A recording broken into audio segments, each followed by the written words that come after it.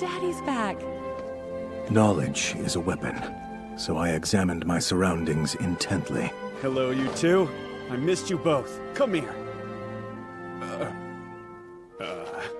Actually, on second thought, we'll hug later.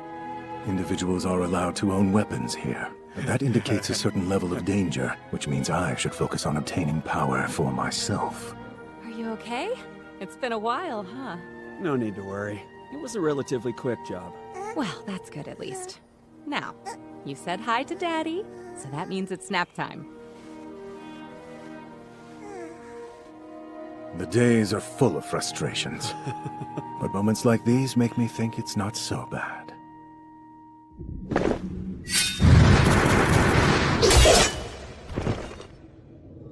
Because the freedom to sleep when I wanted is something I wasn't accustomed to.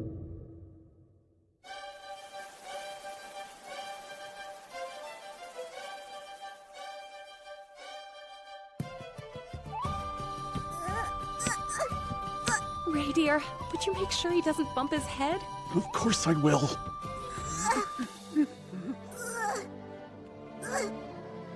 Hun, see that? Little Arthur's looking at his reflection in the mirror. Aw, so adorable! Little Arthur. All these months have passed and I still haven't grown used to that name. I suppose it's of little concern.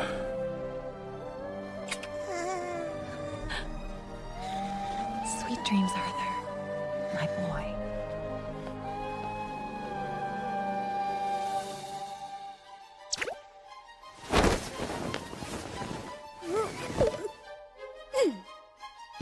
At last, the time has come. Having gained proper control of my limbs, I'm on the move. Target in sight. I scramble as swiftly as possible, trying not to draw any attention.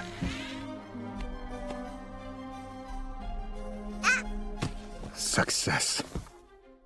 I have finally obtained the one weapon I can wield in my current state, knowledge. Which is to say, information about this new world. Decathan, the continent I had been born in, was comprised of 3 kingdoms. The Darv Kingdom, a subterranean nation of dwarves. The Elenoir Kingdom, a nation of elves located deep within a forest. And lastly, the human Sapin Kingdom, the most populous of the 3 regions and the one I now reside in. Both my previous nation and this one share a monarchical system. The main difference between them is that here the throne is inherited, rather than seized violently.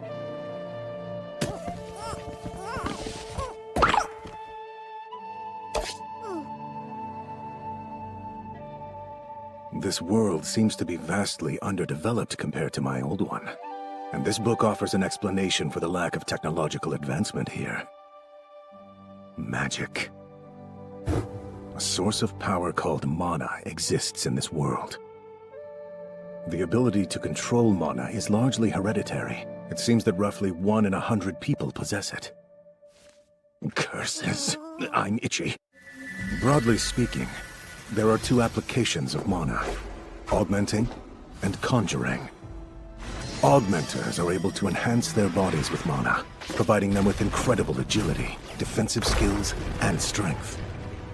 Conjurers project mana outside of themselves, allowing them to manipulate their surroundings.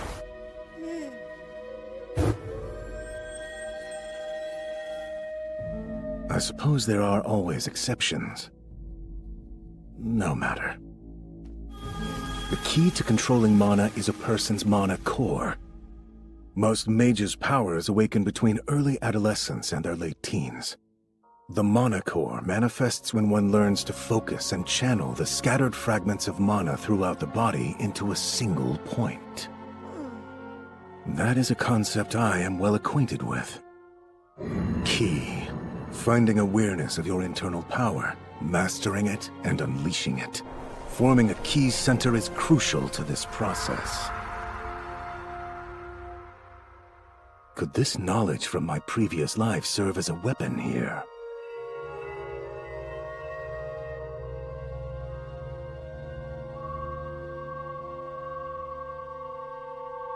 It's working.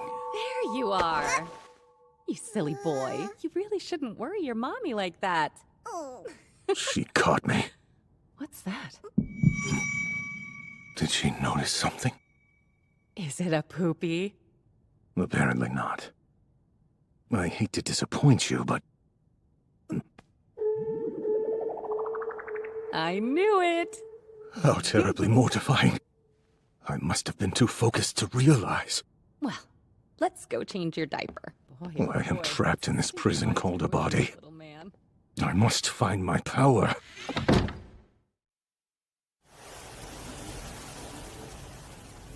It's been 2 years since Arthur's birth. How time flies. He's the cutest little boy in the world, just brimming with curiosity. And such a sweetheart. But I find it odd that we've never seen him smile, not even once. What? You've got a real knack for that, don't you? Alice, come here and look at this! He's strong! Just what are you trying to teach my sweet baby boy? A few basics. How to hold a sword and... Barely learned how to walk and you're handing him a weapon? What is wrong with you? I'm sorry! You could poke one of his These eyes. past 2 years, I've come to understand the power structure of this marriage. Don't know what you were thinking, Reynolds. Or maybe this entire world is matriarchal. I don't know.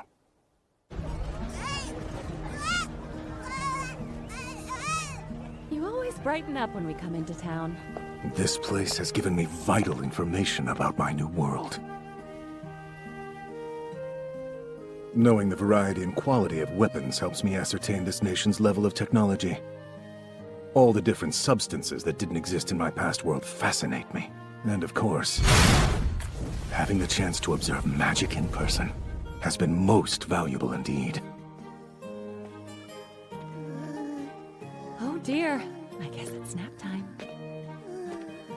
The two of them have seen to my every need with single-minded dedication. As stifling as this life may be, it's not a bad one. Is this what it's like, being part of a family?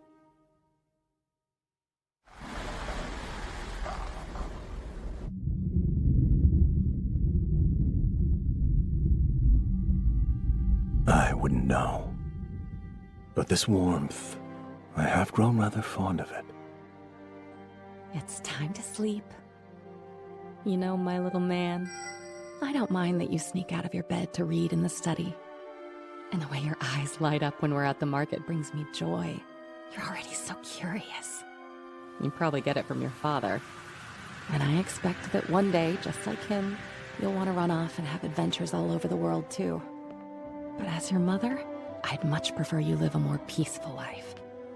One that will keep you safe.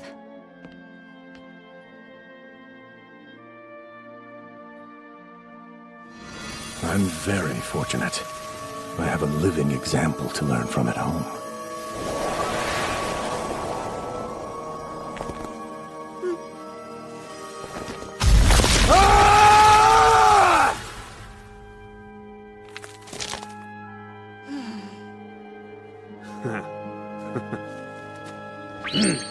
Dad-Dad's real strong! All that just to toss some rocks? Well, that wasn't his best shot. Hold on. You're about to see how much power your dad has.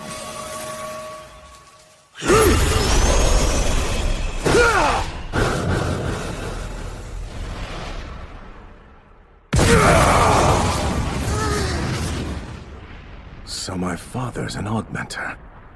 Pretty impressive, huh? I'm growing impatient. It's almost time for your afternoon nap.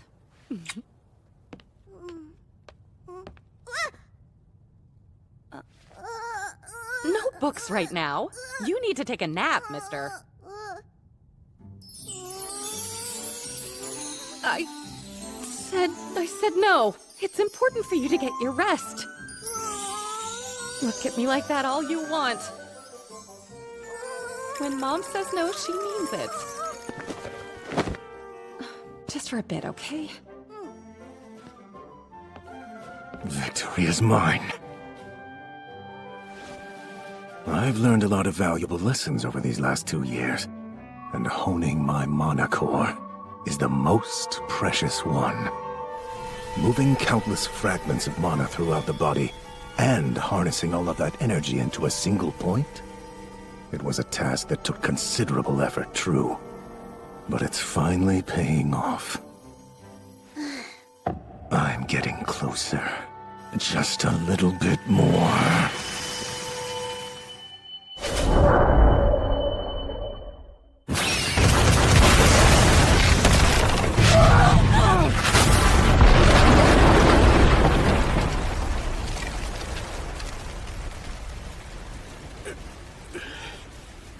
Alice, are you hurt? No. But Arthur, where is he? He was in there.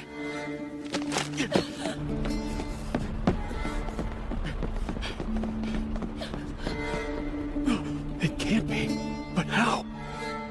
It makes no sense. He's not even 3 years old yet. Ray! Did you find him? Is he okay?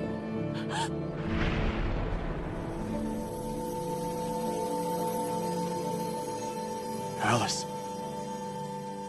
Our boy's already. My days of diligent study have borne fruit. Finally, this is a great first step.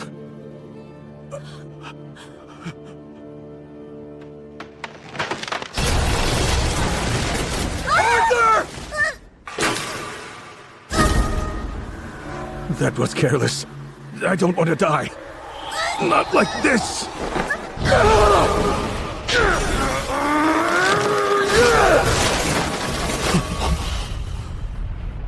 My sweet boy.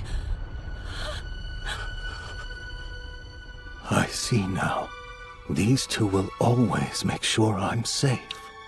That's the kind of duty a parent has. Alice?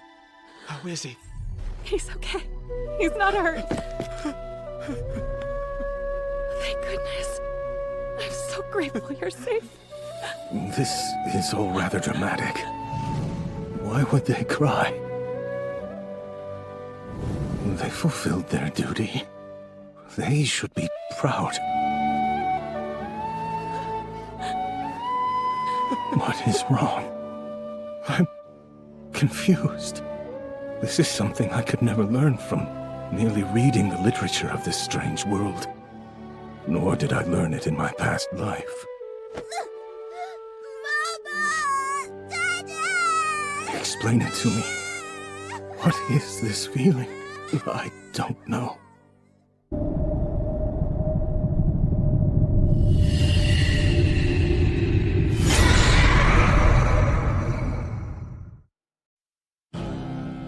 Despite being an emissary, this man had designs on the life of our king.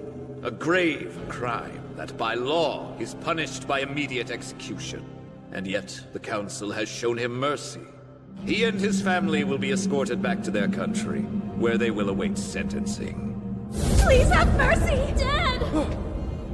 No, wait! I admit that I attempted to harm the king.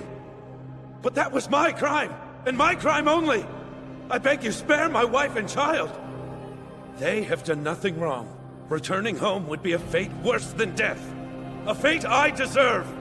But my family, they're innocent. Let them be, King Grey! Please! Know your place! The king is the light which guides us. This trifle is not worthy of his consideration. Judgment has already been passed. Please hear me, O king! Spare them!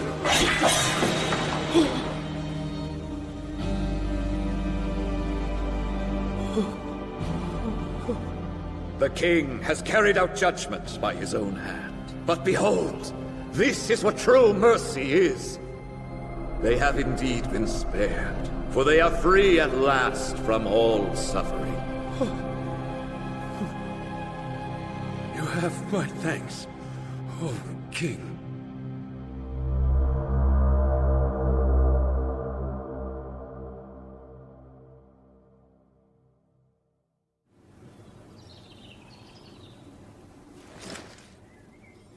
Now you could be just like Daddy.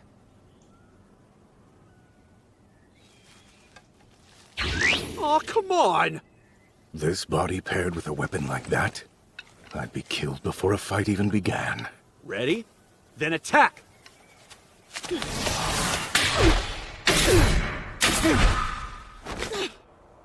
Attaboy, Arthur. Good! Ah, I see.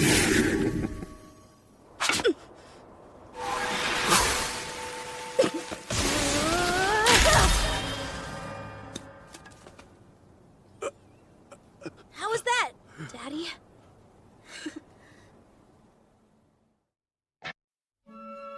I think it's about time we find Arthur a proper teacher. No, absolutely not! We discussed this and you promised you'd train him yourself! And that was the plan. But, hun, he'd have a lot to gain from a real mentor. He's an extremely talented little guy. I'll help too. I can teach him a bit of magic. Your magic is different, though. But Ray... He broke this after I strengthened it with mana. And he's only 4 years old. He did that? It's what's best for him. I could never, though! There's no way I could abandon my sweet little Arthur in some far-off town to fend for himself, not ever! We need to start thinking about his future. I'm thinking about his present! Don't you want to see his darling face every day? Of course I do! You know I love having him around! Why can't things just stay as they are? Because they can't! His future is on the People's line. perspectives Get that seem right to now. narrow when emotions run high. No! We have to do what's best. Which is why I will propose a third Are you option. seriously gonna send this little angel Why off on can't his we all own? go together?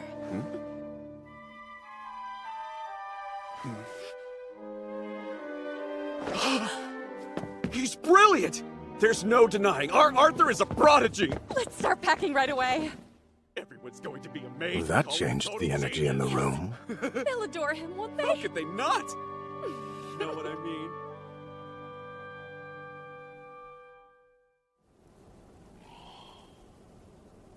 Why don't you introduce yourself, Arthur? I am Arthur Leywin. It is nice to meet you, sir. We've met before, young man, but you were probably too small to remember. Actually, I do. Oh yes, I remember them well. These people are known as the Twin Horns Party, an adventuring group that both Reynolds and Alice once belonged to. What did he call himself again? My name's Adam Crench. Oh, and I'm Angela Rose. You've gotten even more adorable since the last time I saw you. You cutie. I can't breathe. Aww. Thank you, sir. The name's Durden Walker.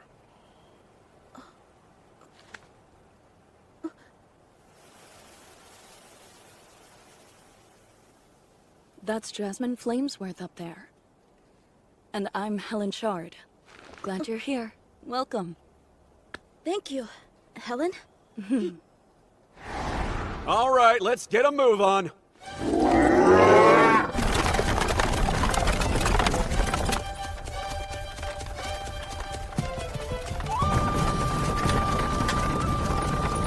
It's your first big trip. You must be excited, huh? Such a primitive mode of transportation. Nothing like in my past life.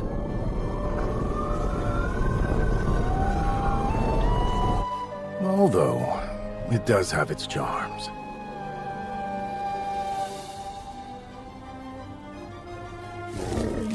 Apparently, we're bound for a city called Cyrus. It should prove interesting, but in the meantime, there is one critical issue that has presented itself.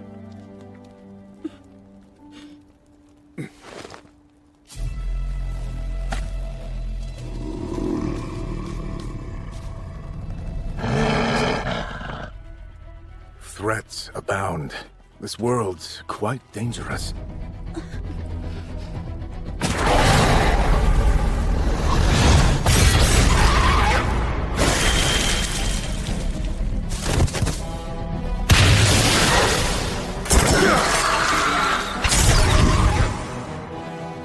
Our party has 3 augmenters: Adam, Helen, and Jasmine.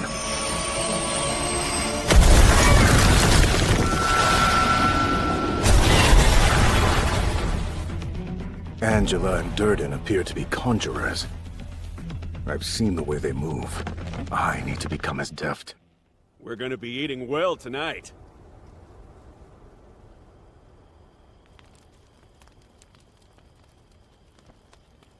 Have as much as you want. Right. At least it's fresh. No sense in expecting much else amid a long journey, I suppose. Are you okay? I'm just already so full.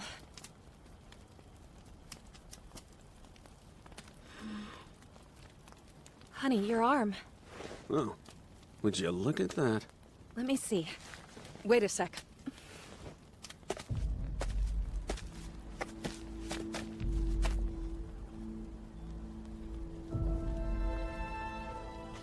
Go on ahead.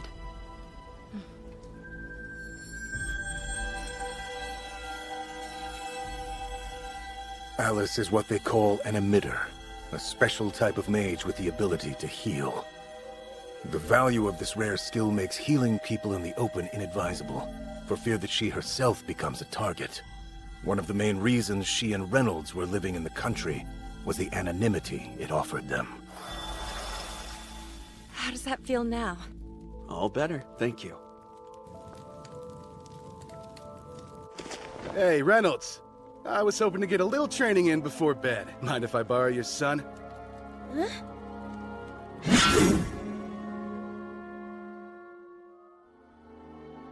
I doubt this will be a simple training session. No one else seems particularly concerned. Surely, he hasn't lost sight of the fact that I'm a 4-year-old child. Well, you ready? Yeah. I wonder how far I can take this. All right, it's on. It doesn't look as if he'll be holding back.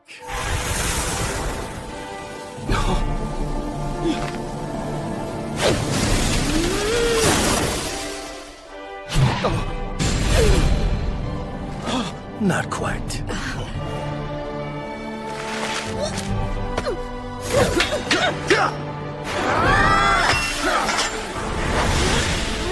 Arthur!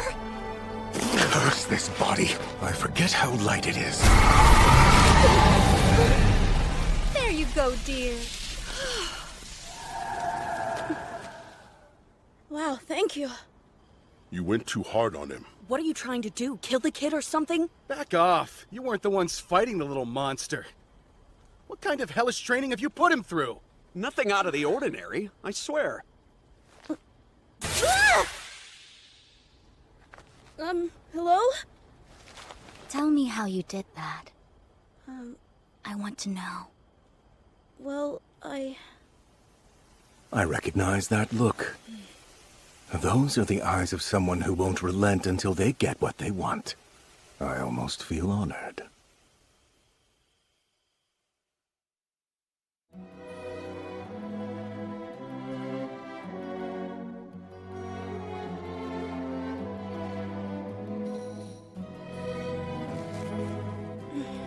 The journey's proceeding apace.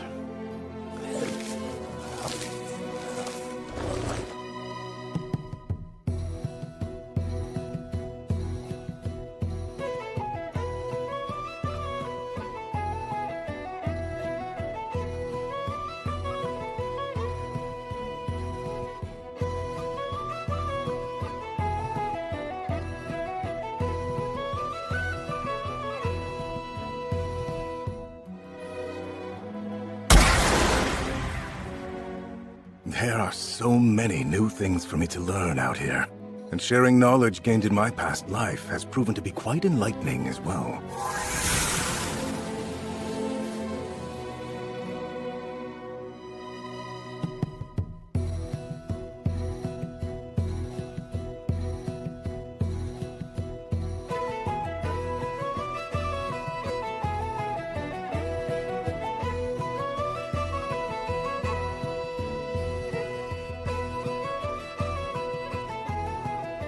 Then one day, rather unexpectedly... I heard today's your birthday. So a gift for all you've taught me. That's nice of you, Jasmine. Seems she's taken a liking to me. Look, can't see the rope I used. Oh, that's neat. Jasmine never warms up to anyone. Don't I know it? Well, Arthur is just that cute. Hey! Time to get a move on!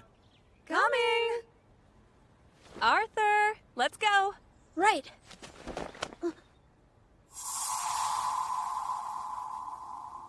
Something wrong?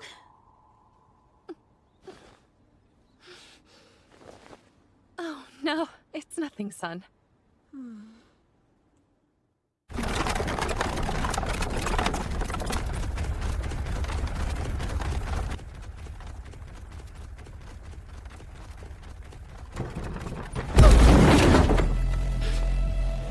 What's that? We're under attack!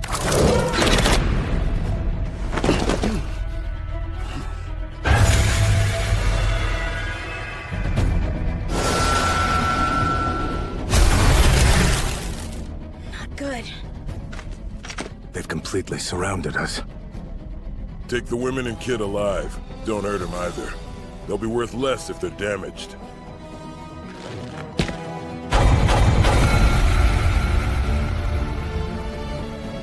These types seem to be a plague in every world. Go now! Don't be scared. Mommy's right here with you. Thanks, I know.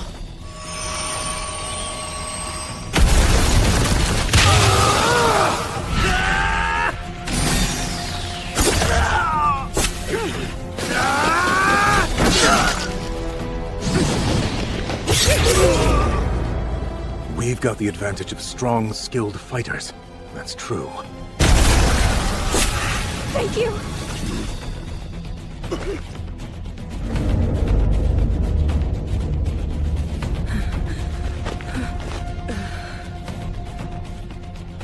But we're outnumbered.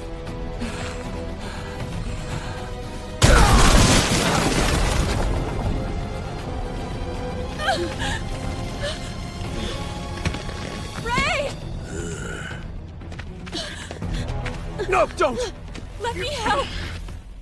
It's not that bad. Nothing that'll kill me. But listen, there'll be real trouble if you show them your power. But Ray... Son, take your mom. Get away from here. What do you mean? I can fight too! You know I'm strong enough! If you're so strong, prove it by protecting your mother. Don't let them hurt her. She's going to have a baby.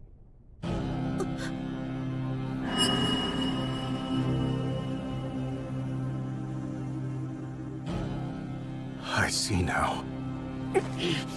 Counting on you, big brother. I'll save them. Ready to surrender? Now! Go now! No! After them! You're just wasting your time. You got me once, but I'm serious now! We've got you now! Keep going! We can handle them! Run faster, Arthur! Someone who has taken so much from others, on the run to avoid a similar fate. Perhaps karma is real. However... We should be safe now!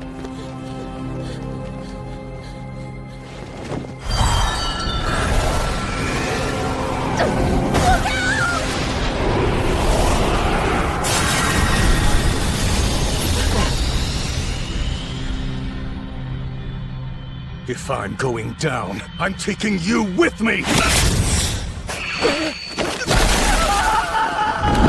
Arthur!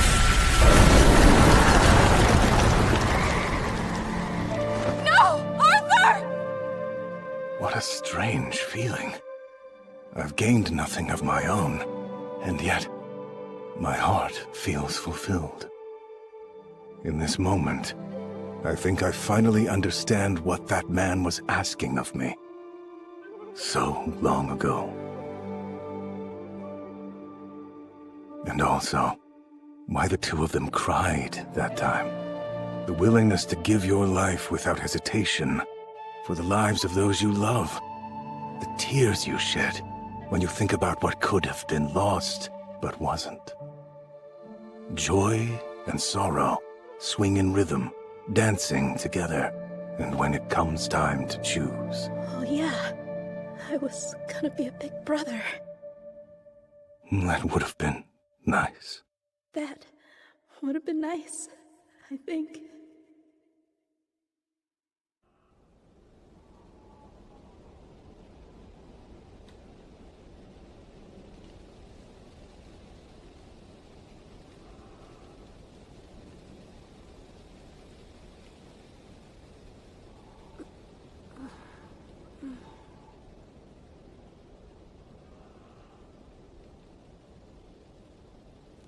Where am I?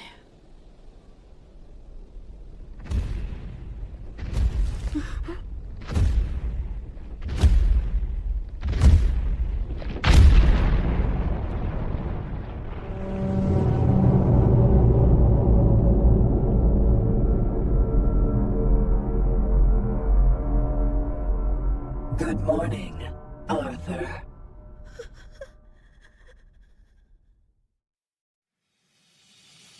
I found something beautiful. I doubt I'll ever see anything like it again. Oh? It really was extraordinary. Is something wicked on its way? If nothing changes, yes.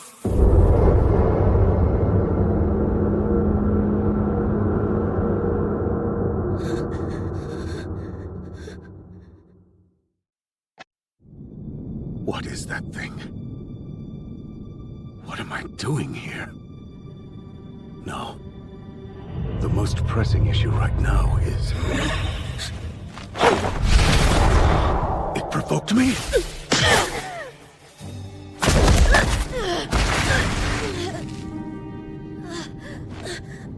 There is much you have left to learn, little Arthur.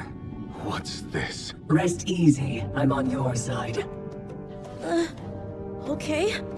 By that, you mean... Excuse me. You must be rather famished. But even if you're not, you should eat something to nourish your body. That is, if you wish to regain your strength anytime soon. Would you please listen? I wouldn't move just yet. You're fortunate to have survived. Better not to press your luck. But how?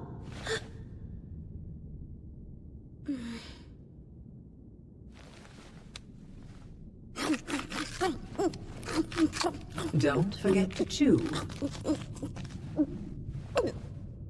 You've quite the appetite, I see.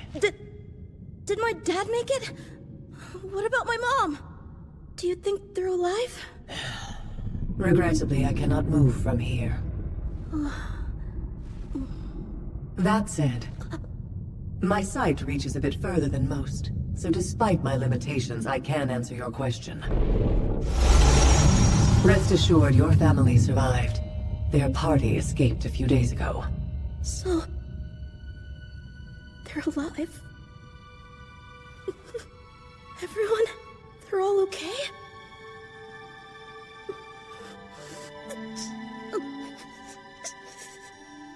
Thank goodness. That's such a relief. I truly am relieved. I'm so grateful. Thank you so much. Really, My name is Sylvia, Arthur. Oh, thank you, Sylvia. What do you think I should do? I think you already know the answer, don't you? I won't be able to keep any secrets then. Well... after all... As the days trickled by, I grew stronger. My wounds healed, and I longed to return home as soon as possible, but it seemed that couldn't happen quickly. According to Sylvia, our refuge was on the edge of the forest of Elshire. a place where beasts and outlaws alike reside. But Sylvia was confident she had the means to circumvent these threats. I know you want to return home as soon as you can, but creating a breach in space requires as much preparation as you might imagine.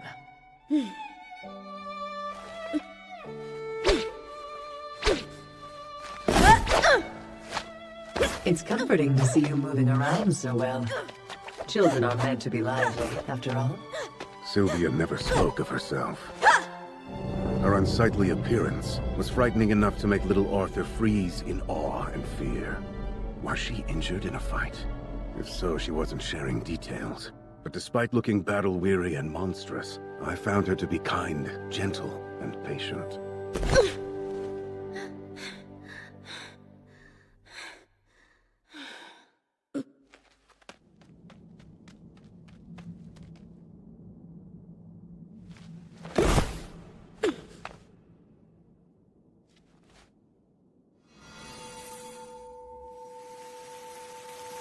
You've already formed a mana core at such a young age. Then tell me, have you tried doing this?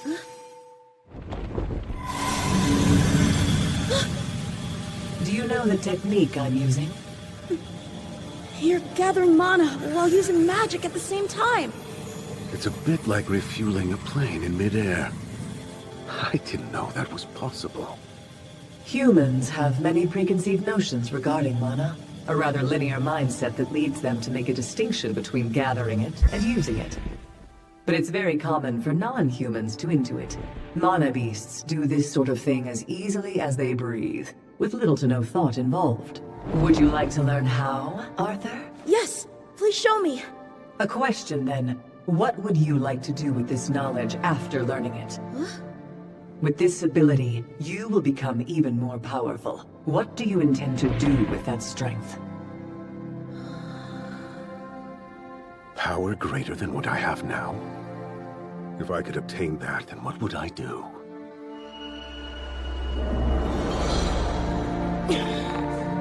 Any who seek to deprive me of that which I care for most will be killed. Ow! Ow! What the heck was that for? You failed, dear. Huh? I refuse to teach someone with such a wicked look on their face. Why not? Isn't killing enemies what people do? It is. For that is how I became the most powerful king. Your thoughts are of killing your enemies. Do you derive pleasure from that, little Arthur? What? Maybe I did hit you a bit too hard. I hope I didn't hurt you in any way. No, I'm okay. These hands of mine have the ability to tear you to shreds. And yet, they're also capable of being gentle. Now then, which do you prefer? I prefer gentle. I agree. Rage and hatred are fuel for the fire of violence, whose intent is to destroy everything in its path. And while that might feel right at the time, in the end, all that will remain is hate. I would rather you not use the life that I saved for something as destructive and vile as that. Sylvia. For a moment, it seemed as if this strange creature knew everything about the real me. But that shouldn't have been possible. And now, back to my question. Tell me, when you have become stronger than you are now, what will you do with that power?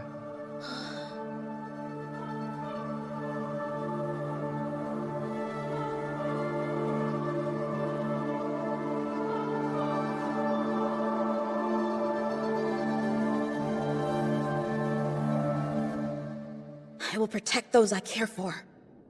Ah, the perfect answer.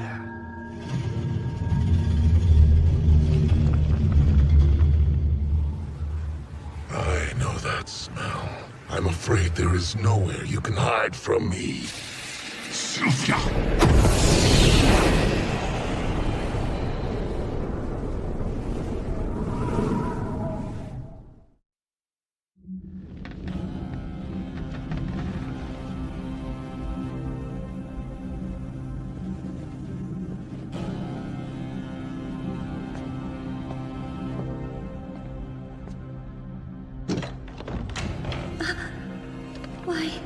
morning to you, King Gray.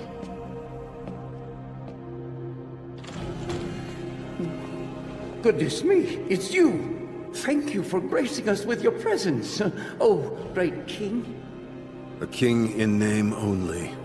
Parliament held all political authority. As the nation's resources ran dry, and birth rates continued to decline. The role of a king was to act as an agent of war. Little more than a killing machine. King Gray, you are indeed the greatest we've ever seen. Through your many victories in battle, you have brought our people the wealth and glory we deserved all along. But, may I ask, what is it that has brought you here today? I am done. That's enough, Marlon.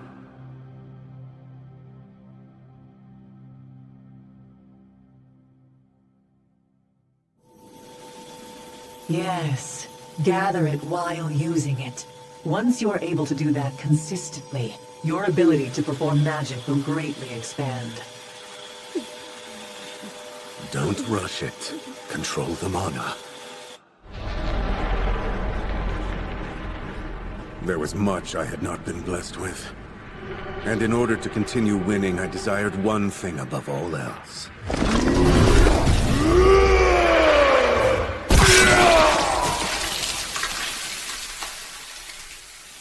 Control over Ki.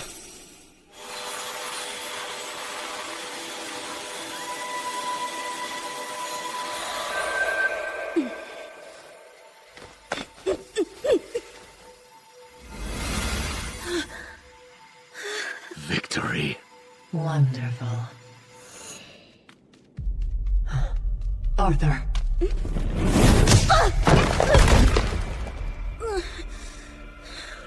What did you just do? Hush, don't make a sound.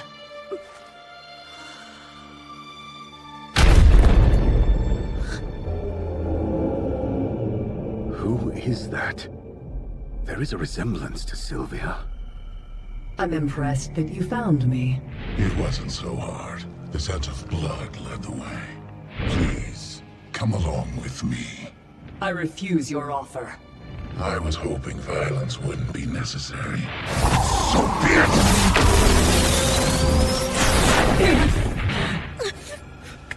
It's all right. Don't fear for me. Sylvia. If you push too hard, you'll shorten the precious time you have left. I can tell you the same thing!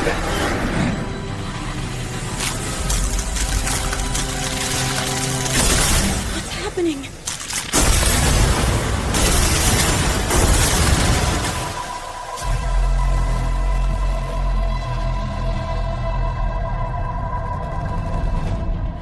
Is that you?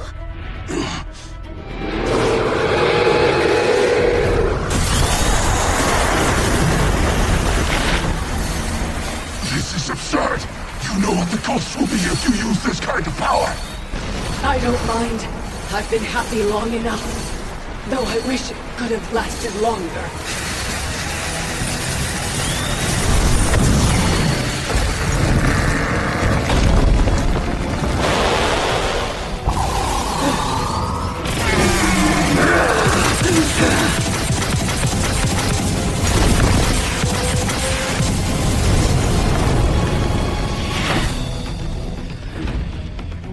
You really should pay attention! Not good.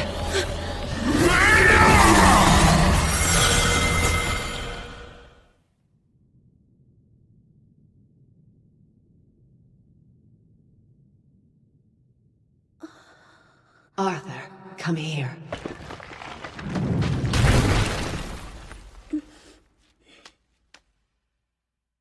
How did you...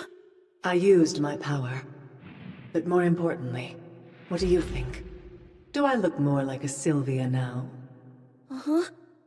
So you're a dragon then? That's what humans call us. Quick.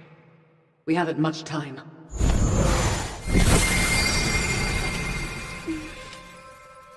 I'm sorry. The exit isn't as close as I hoped it would be. But it should be fine. I have taught you all that you need to survive. Dear little Arthur, for what will you use your power?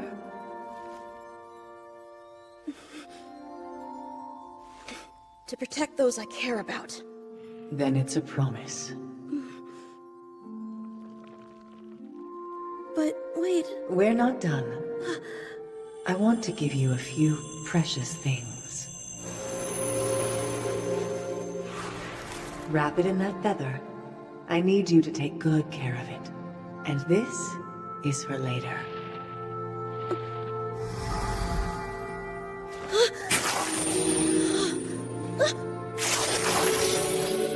What is it? Everything will be revealed in time. Just trust me. We must say goodbye now. Right now? Though it is a shame, yes. I actually could have sent you home right away. But I didn't want to, so I stalled. Why'd you do that? I enjoyed living here with you, Arthur. And I wasn't ready for it to end. Sylvia... Even my power can't protect you. After all you taught me, I can't stand the idea. And I made that promise. This was an inevitability. Our promise could not have changed this fate. I was shocked at how naturally my next words spilled forth. Did my gratitude toward her make me feel this way? The time we had spent together, did it change me? Or maybe... I don't mind if you're a dragon or a monster. You're my family, Sylvia. I care about you. You already have a good mother. Then you're my grandma.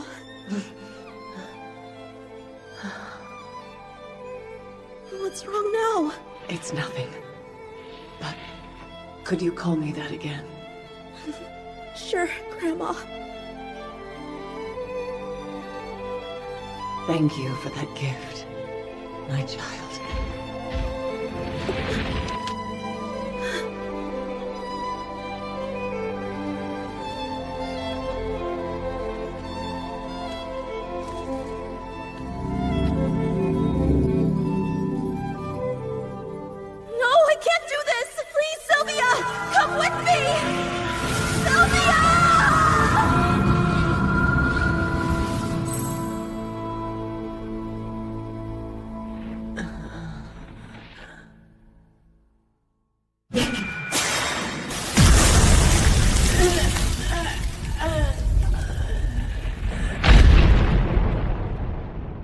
Finally decided to settle down a bit, huh?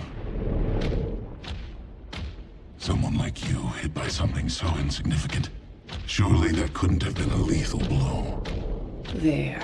That should be close enough.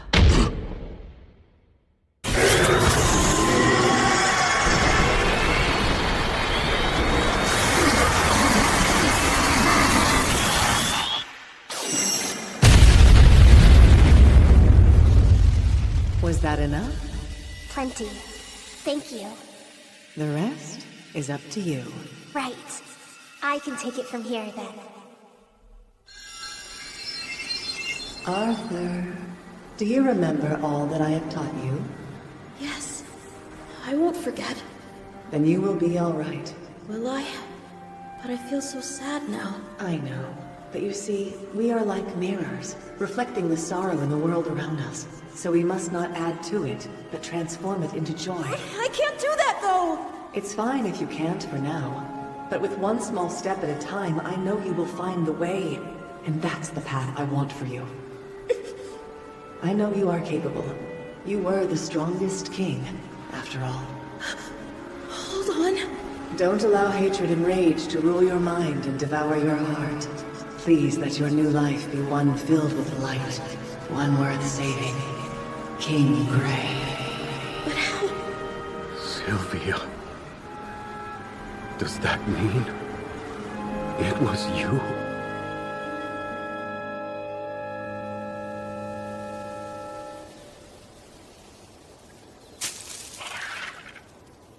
I'll try, Sylvia. I promise.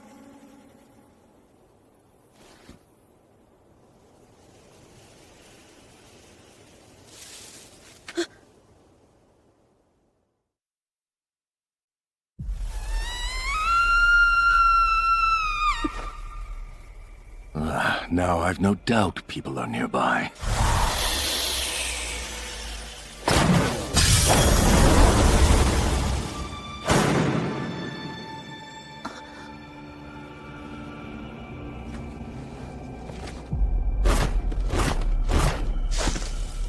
Right there. Someone! Would one of you shut her up? Hey, boss. Little elf girls like this suffer a lot, don't they? Yeah. She should fetch us quite a bit. Let's get a move on. I'm ready to finally say goodbye to this place. Slave traders. They intend to sell her. Take the women and kid alive. Don't hurt them either. They'll be worth less if they're damaged. Would you quit squirming?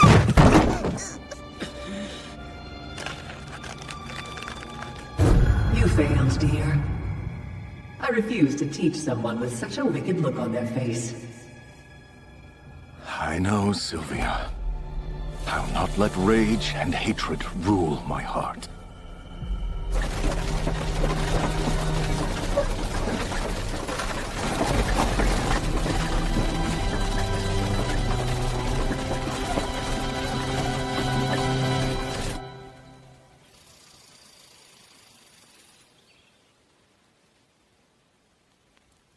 I suppose I can trail them to the nearest human settlement. Why should we sell her off without having some fun first? Though, she may not get that far without being harmed.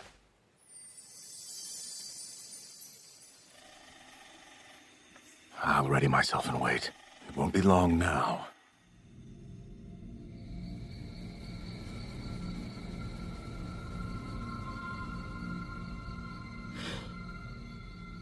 Forest hounds aren't tame.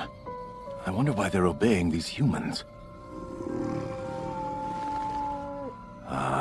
Magic. Well, that I can use to my advantage.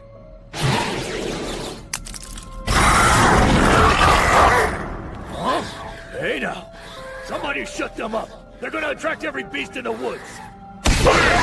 This ought to do it! Damn nuisance! We'll be selling you off soon, too! Huh?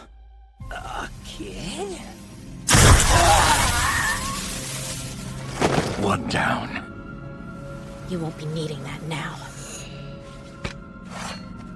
Why's the idiot been gone for so long? What gives? You taking a piss out there? Hello?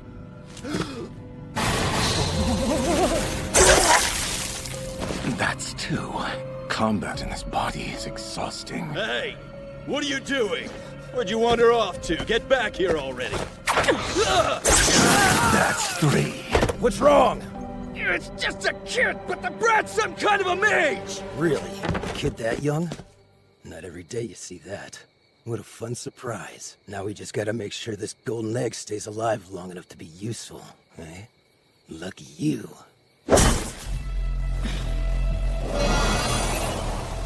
What technique is that? You'll be coming with me, and you might even be able to fetch us more cash than the girl can. Try hard not to die, kid!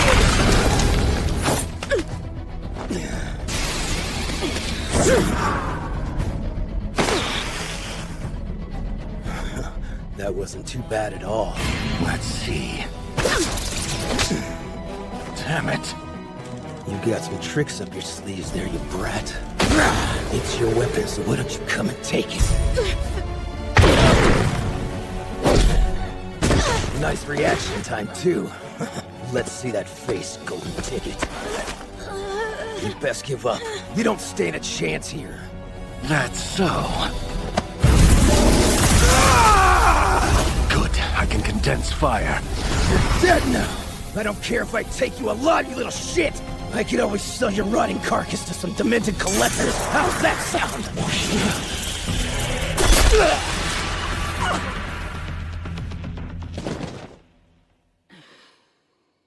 Hey, wait! Hang on! I'm begging you! Please, kid, no! Pretty sure that girl said the same to you.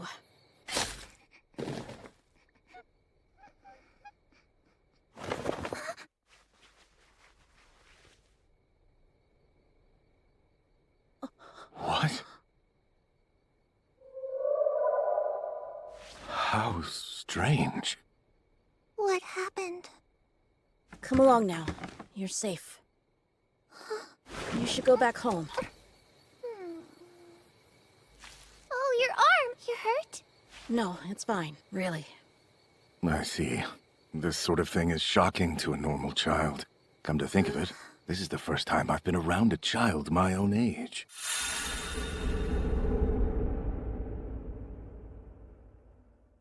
Sorry, hang on a sec. What's that for? There are some things in life that children shouldn't see. But aren't you also a child? Right. I guess that's true. Hey. What is it? I couldn't tell from the wagon what happened to the Batman. Oh, they had they had a very unfortunate accident. They did? Don't worry, you're safe now. I see. Is this yours? It is, thank you. Here you go. Nice meeting you. Wait, what? Please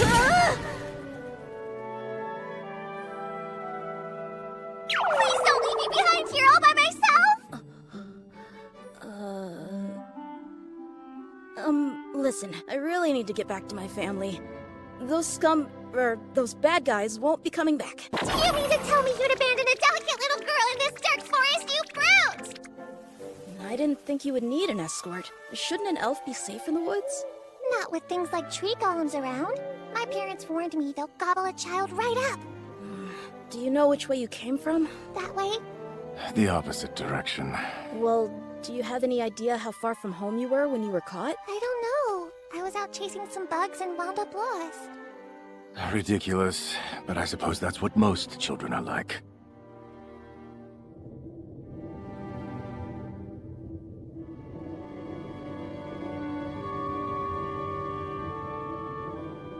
I'm afraid I can't just leave her.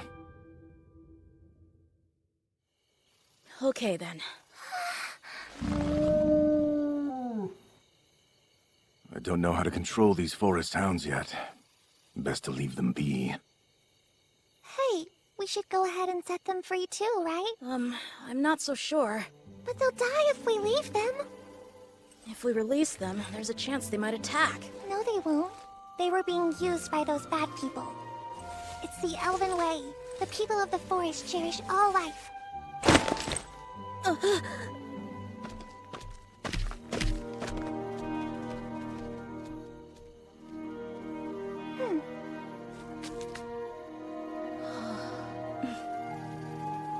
All right, let's get you home next.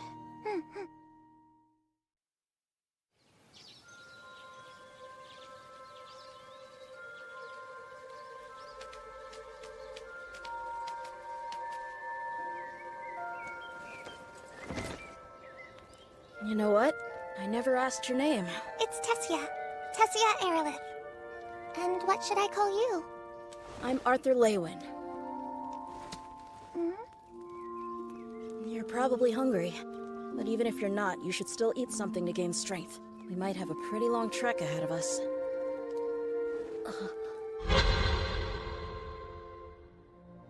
You must be rather famished. But even if you're not, you should eat something to nourish your body. That is, if you wish to regain your strength anytime soon. I'm starting to sound like her. This smells kind of funny. It's just some jerky that I boiled down with salt. It'd taste a lot better if I had some herbs to add to it. I've always considered the act of eating as little more than a means of getting nutrition into my body.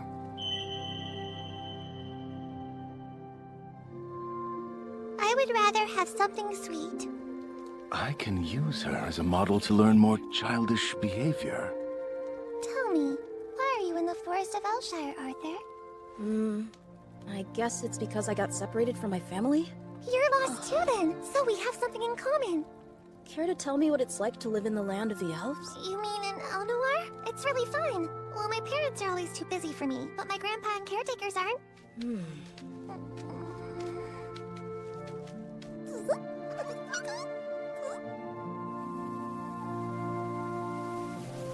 The journey continued for longer than I anticipated, with no sign of the Elenoir kingdom in sight. What are those bugs? Aren't they spectacular? We have a lot of them in Eleanor. They're pretty useful for marking paths. Would you like one? No, thanks. It's like a fancy earring. So this is how children play, huh? Once my mana finally awakens, I'm going to spend all my time training at my master's place. I'm really looking forward to it. Oh, so it's master and apprentice based, rather than an organized system? Sorry, I don't know what you mean. Oh, right, of course. I'm just talking to myself.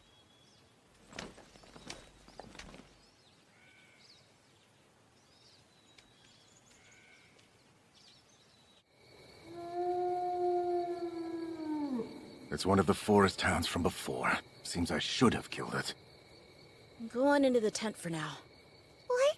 Aren't you coming too? I'm going to keep watch from out here. Oh. I haven't had much time to think. What did Sylvia give me? And why did she want me to have it? You're certain you don't need to sleep for a bit? Why are you still awake? Well, I just thought, even though Grandpa told me not to sleep with boys, maybe it would be okay this once? I can keep it a secret if you can. I'll be fine out here. I'm not tired at all. Oh, that's good. Yes, so sleep well. Oh wait, hold on. I just thought of something else. Will you please go to bed? If you stay out here, Beast will see that you're a defenseless kid, and they'll be more likely to attack. You're scared of ghosts, aren't you? I'm worried about our safety, and that's why I think you should keep watch from inside the tent. This is purely about our safety, huh? Yes, it's not because I'm too scared to sleep alone. But don't leave me, okay? And don't go outside without telling me. And please come with me if I need to go potty. Right, I get it. Now go to bed. Hey, you're from the human kingdom, right, Arthur? I've always heard that human men are perverted and have tons of wives. Is that true? What? Who told you something like that? My grandpa? Oh, well, I'm pretty sure there are elf perverts too. Do you even know what a pervert is? Not really. Typically, only certain aristocrats have multiple wives. Oh, okay.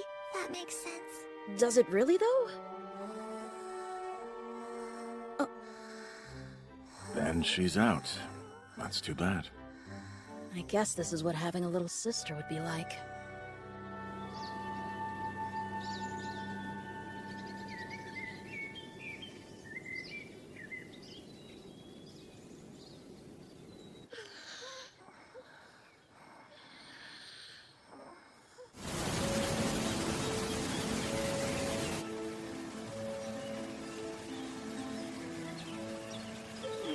Tessia has grown quite comfortable around me. It seems as if she has forgotten all about the slavers.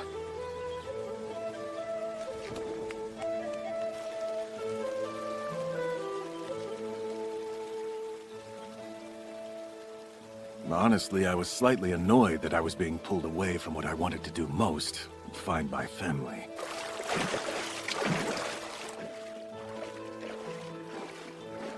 And then something happened I couldn't explain. What's wrong?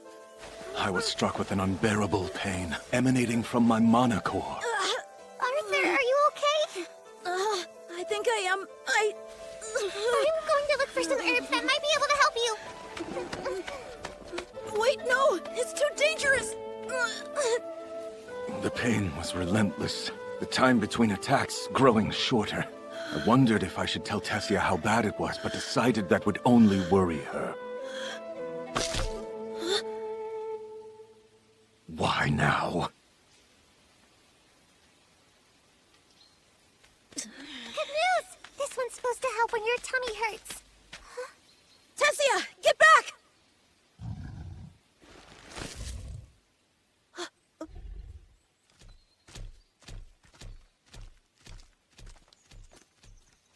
Huh? He's saying thank you. For what? We were kind to him.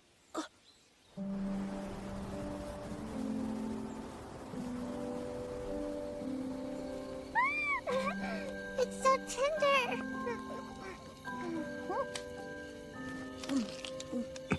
Perfect. I suppose growing children really do need meat in their diet. I couldn't find any medicinal herbs, but there were some fresh mushrooms. They're so good for you. The women in Eleanor can't seem to get enough of them.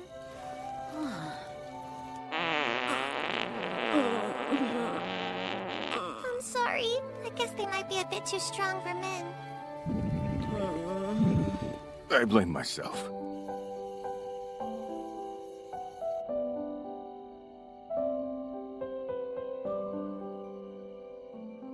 My eyes want to close. Back home, we have story time before bed every single night. They'd be incredible tales of the human kingdom and the dwarf nation. It made me want to go and visit those places someday. But there are bad people there, so I doubt that'll happen. That's why the people of Eleanor don't trust strangers from other countries. We're suspicious of humans in particular. Hey, are you listening to me?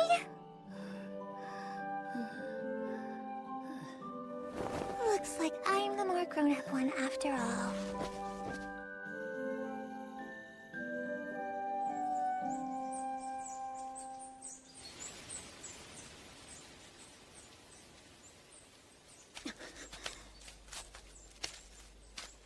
I'm sorry you're in pain.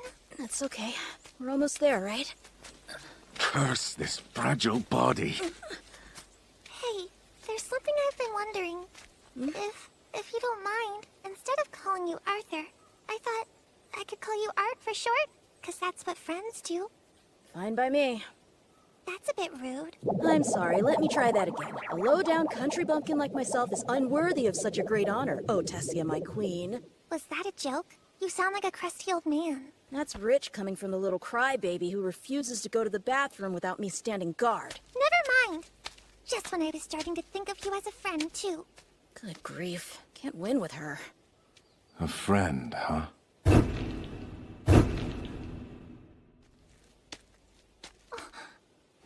think I see something! Yeah, I think I've seen plenty too. Moss, leaves, and a whole lot of trees, you know.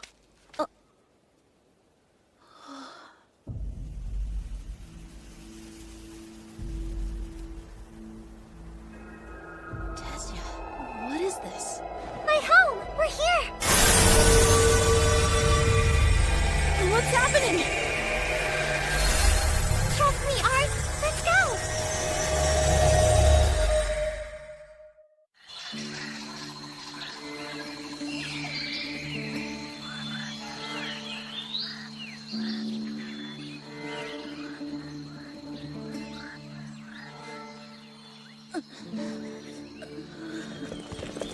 You are safe now.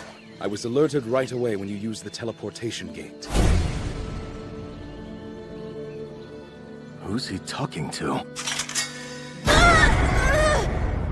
Tessia, run away!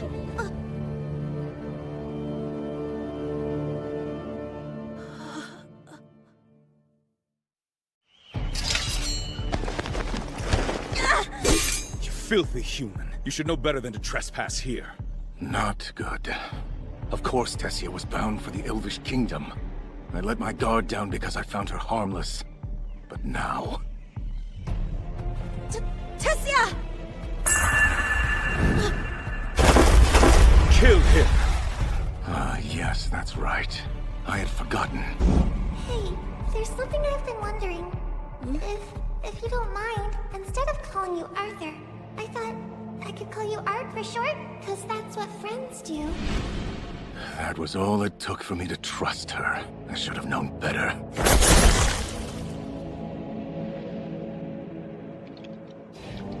I know full well how hollow that gesture can be. Kill the human now! Let him go! He's done nothing wrong! He must pay! He's dangerous, just like the rest of his kind! Art isn't dangerous, though! He chose to save my life! Release him at once! You corrupt human wretch! You pretend to help her only to brainwash her? That's enough!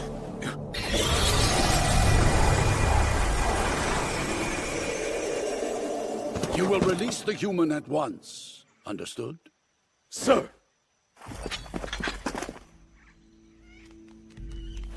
are you hurt? This isn't right. He's not our enemy just because he's human. Well, a missing princess has suddenly reappeared. And with a savage human in tow, no less. So what else should they think? But Grandpa... Wait, Grandpa? I am the former ruler of the Kingdom of Eleanor, Virian Erilith. I would like to extend my gratitude. It seems you provided aid to my granddaughter, the Princess of Eleanor. Pardon? Did he say... Princess?!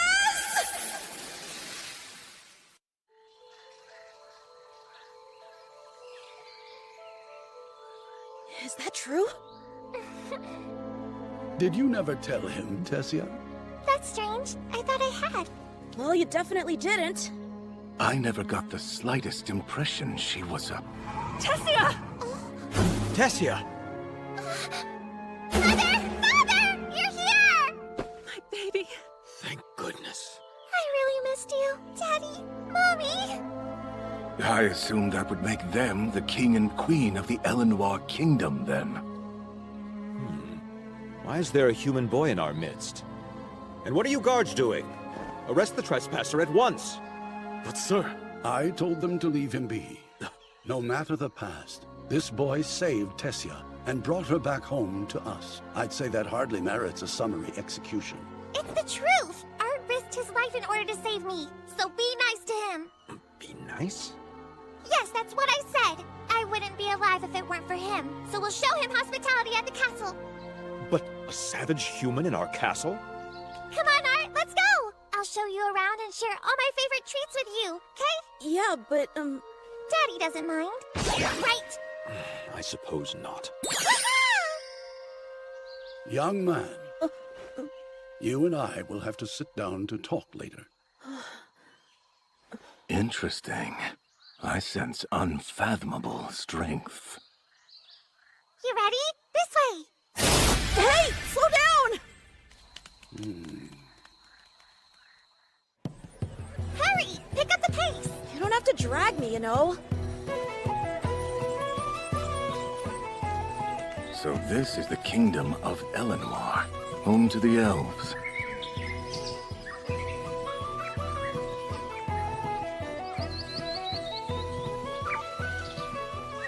Amazing.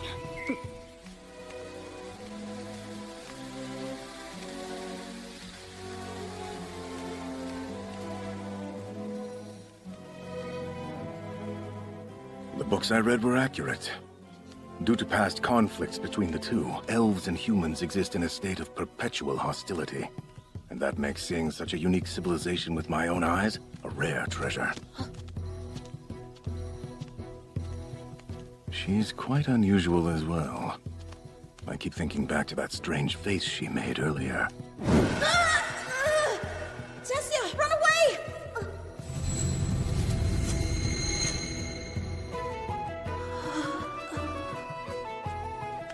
What could it have meant? I have no clue. And this pain. No matter what, I can't afford to let my guard down like that again.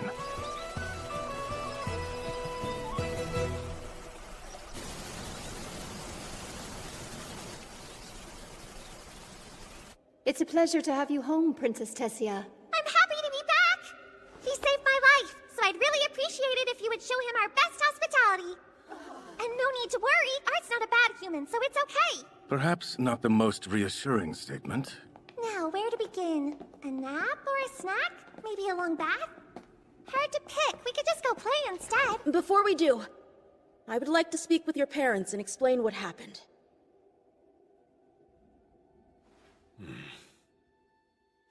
All right, let's hear what you have to say.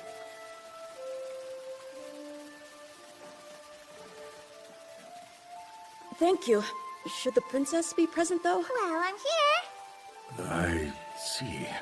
Hold on. Why are you the only one standing, Art? There are lots of chairs. Well, Now what? There. Much better. Just one more thing. Since we're talking, we should have some tea and snacks. I'm confused. What is all this? Let's start from the beginning. My name is Alduin Erilith. I am the current king of Eleanor, and Tessia's father. This is my wife, Tessia's mother, Queen Mario Aerolith. And this is... Virion Aerolith, the former king, and Tessia's grandfather. And I am Arthur Leywin. I'm from a rural town, located in the Sapin Kingdom. It is a true honor to be here. My status would not usually afford me an audience with a king, much less the ruler of the elves. I know how fortunate I am. Thank you for this opportunity. Ah, you seem to be a well-educated boy, given you're from such humble origins. My introduction was slightly excessive, but this will go nowhere if they see me as a mere child. Let's hear your side now. Yes, sir. I explained how I came to be separated from my family by the bandit ambush, leaving out certain details, of course. I told no lies, but I did not feel I owed them complete disclosure. The mood in the room shifted dramatically when I got to how I found Tessia. Slavers had her? Then human barbarians were behind this. You know, slave trading is a profession, not a race. I mean you no form of disrespect. It's just a fact. What was that? So you witnessed the kidnapping and then managed to rescue her somehow. But what could a child like you do against a group of grown men? Were you able to negotiate with them? Or perhaps you begged them for her freedom? Neither of those things, I must admit. While it's true that I am just a child, I am also a mage. And you mean to say that a child's sorcery was enough to overcome these slavers and save my daughter? That is the truth. Oh, wow! Then you did fight them, huh? Of all the absolute nonsense. I don't believe you're capable of such a thing. You must have deceived the princess while she was lost in order to infiltrate our kingdom. Enough! But sir... I won't say it again. Lower your sword now. It's true! Art isn't lying to you! I swear, I really was caught by some bad men. I even heard them say they'd sell me off. Someone! Will you shut her up? Hey, boss. Little elf girls like this sell for a lot, don't they? Yeah, she should fetch us quite a bit. Let's get a move on. I'm ready to finally say goodbye to this place.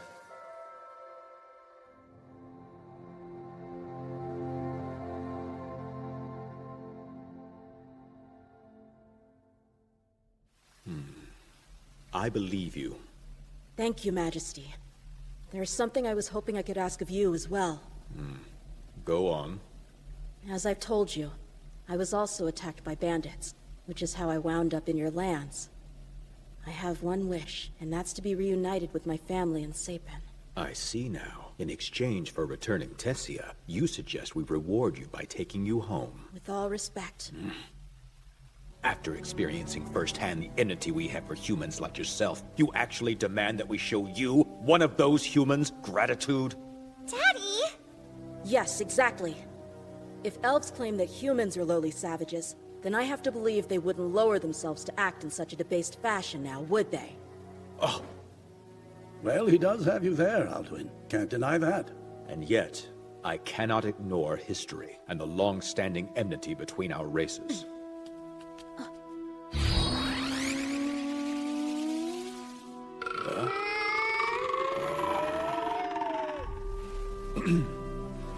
More to the point, the teleportation gate linked to the Sapin Kingdom is closed. It only opens for the Council of the Three Races, and that occurs but once every 7 years.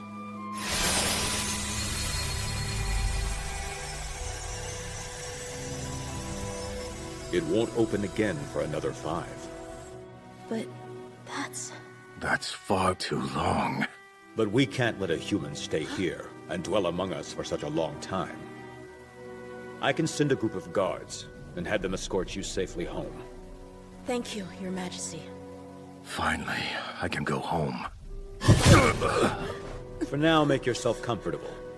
I'll have your escort prepared to leave by tomorrow morning.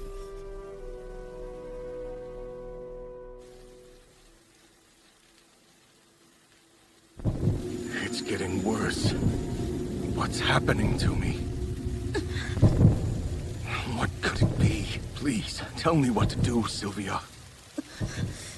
I need help.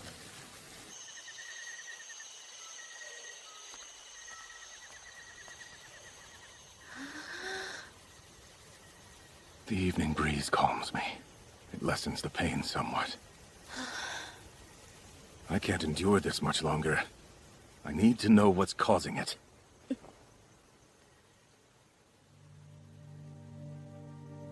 Look at them.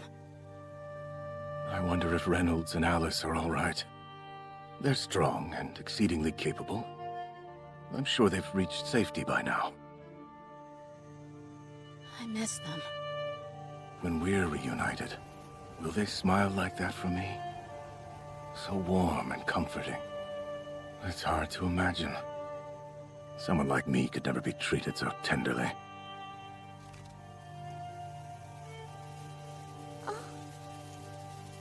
Art?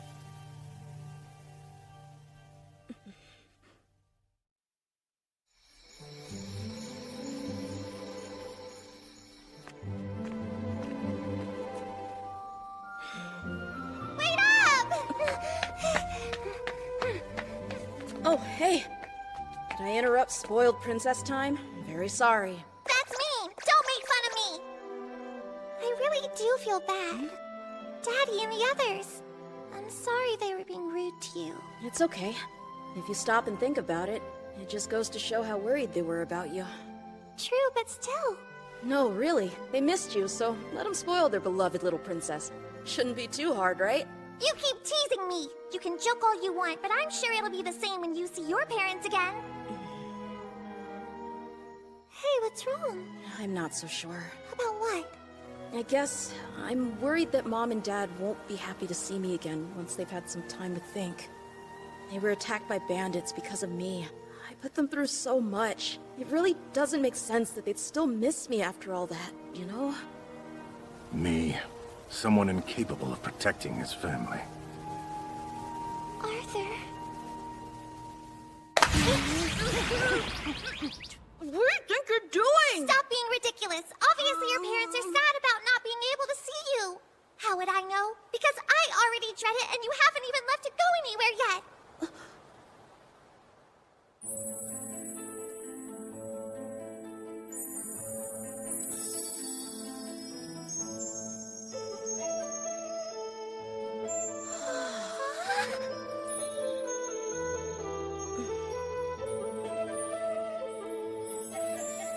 Hi, son. Arthur. I can hardly remember why I was fighting at all. See these? We call them firefly pots. Tessia! Kill him! What was it I saw in her expression? I've loved them ever since I can remember.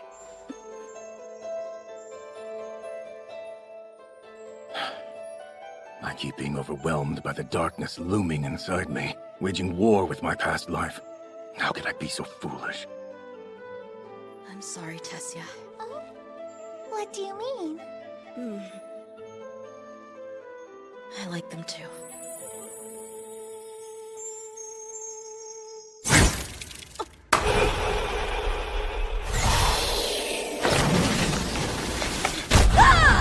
Hello there. It was you who cast that? Why, Grandpa? What were you thinking? You could have killed your own granddaughter with that stunt. Ha! You really think that's capable of killing someone? He tricked me. I'm quite impressed by your instincts and reaction time. You probably did fight those slavers off. I can tell you've been trained. So what? You did this just to test me? Would you just stop picking on him and hear me out? He's good. He's not the kind of human you despise. Trust me on that. I'm not picking on him. Do you really think I'd take time out of my day for that kind of nonsense? And why are you here? Perhaps because it's been too long since I found anyone this interesting.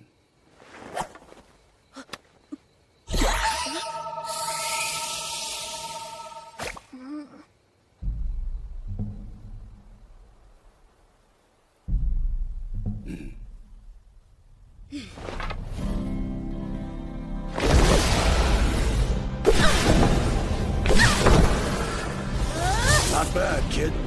He's strong. Even with mana and minimal movements, he's still faster than me. Aha! I must go faster. Faster still!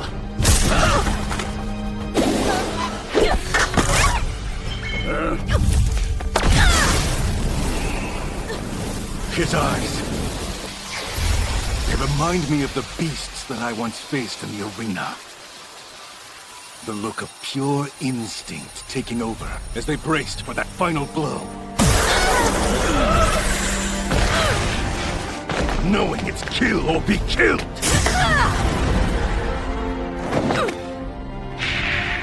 Are you okay? I certainly didn't expect you'd get the better of me. Enough. It's time to move on to the second round now. Hush! I think you bullied Arthur quite enough, Grandpa! You're supposed to hold back when you fight a kid! If I'd gone any easier on him, he'd have been the one bullying me. How ridiculous. I'm truly honored to hear you think so highly of me, Lord Virion. Are you? Well, if that really is how you feel, then you'll become my apprentice, won't you? What? His apprentice? So, boy, do you accept? Well, are you being serious? I'd not make an offer like this in jest. Sorry, but it's a lot to take in. I'm in a strange place, away from my parents, and they don't even know that I'm still alive. I see. And if there was a way to let your parents know that you're all right, would that make my offer easier for you to accept? Is that really?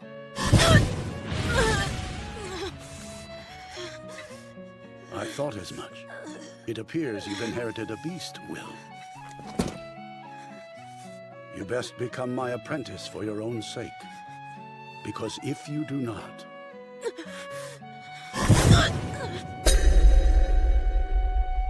you will die.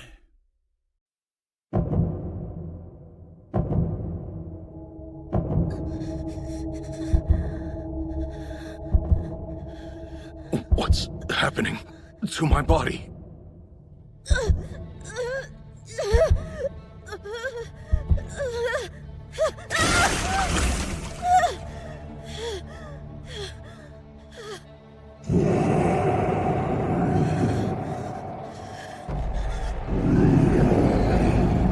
Does this monster represent the weight of my responsibility?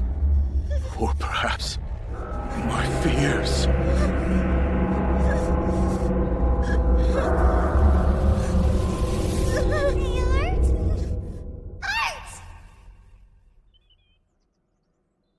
Oh, it's you. What are you doing? Good morning, sleepyhead. Time to get up. Jeez, one nightmare monster after another. Just give me 5 more minutes, will ya? What was that? Who are you calling a monster, huh? Come on, you have to get dressed. Grandpa's waiting for you. And fix your bedhead while you're at it. You're one to talk. You looked like Medusa a second ago. Hey, is it true that you've decided to stay? It's not a sure thing yet. But I think I'll have my mind made up by the time we get back, Princess Tessia. I told you to stop calling me princess! It's Tess, you got it! If you call me that again, I'll get mad! And you're not mad right now? Hurry and change already! Could you leave the room first? Please, Father, I'm begging you. Don't be fooled. That human doesn't belong in Eleanor. Alduin is correct, Lord Varian. Please reconsider. Letting him stay goes against our traditions, yet you insist on it. Why? I have taken a liking to him. Simple as that. Father! You know Arthur risked his life to save mine! Yes, and I'm grateful for that. Then let him This is none of your concern! That's quite enough. Come, it's time to go. Yes, sir. Father, please.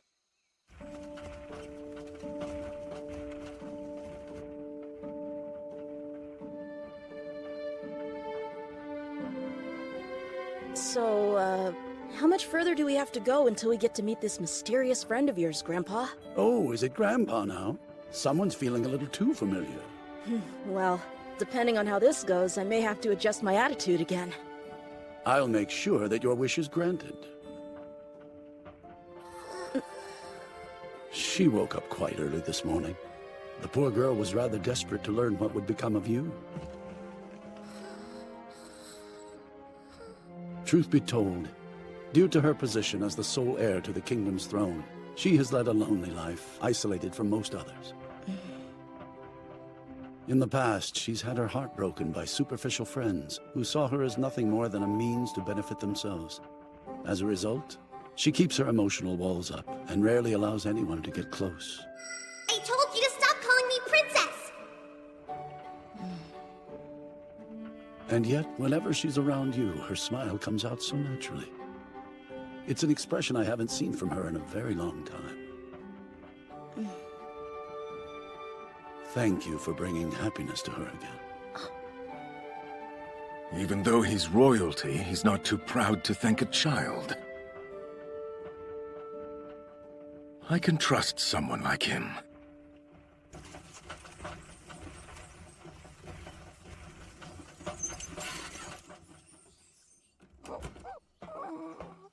Are we there yet?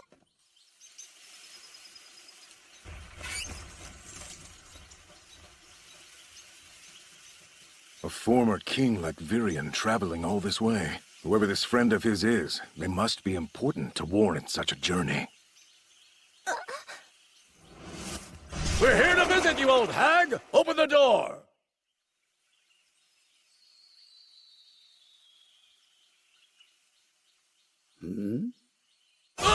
There's no need to bang and shout. I can hear you just fine, you old bastard. May I present to you my good friend, Renia Darkison, a mage with unique skills. Unique skills? So her spells don't fall within the normal 4 elements, much like Alice. She's willing to assist with the request you made. A pleasure to meet you, Miss Renia. Well, don't just stand there. Come on in. Let's get started right away.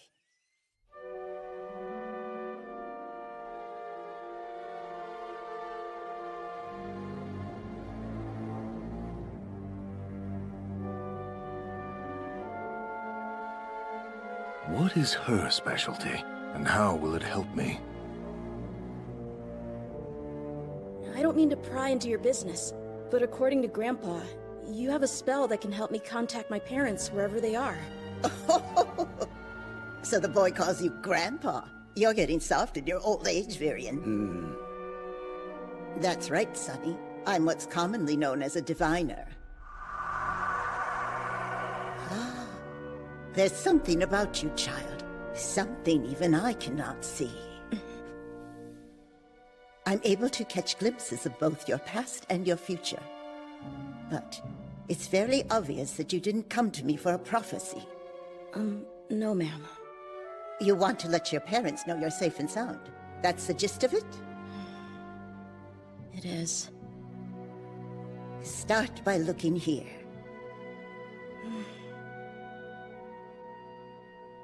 Do your best to focus your mind on your parents. Imagine them with as much detail as you can. Try talking to them once you see them with your mind's eye.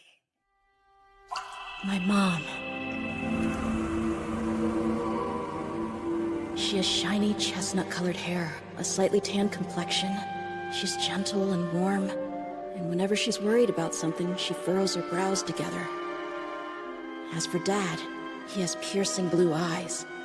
And even though he can be a bit of a goofball, when it comes to it, he's a strong warrior and a charismatic leader. Dinner's ready.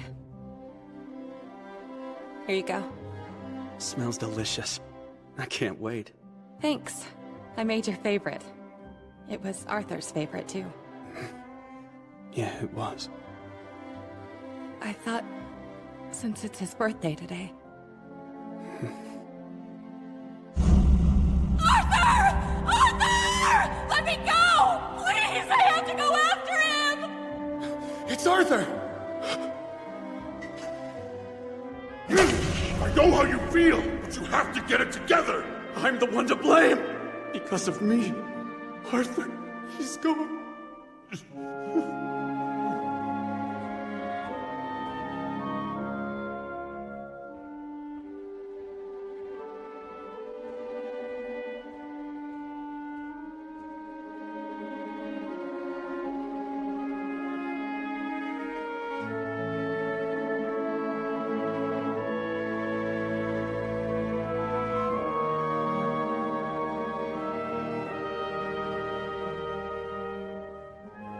It's all my fault.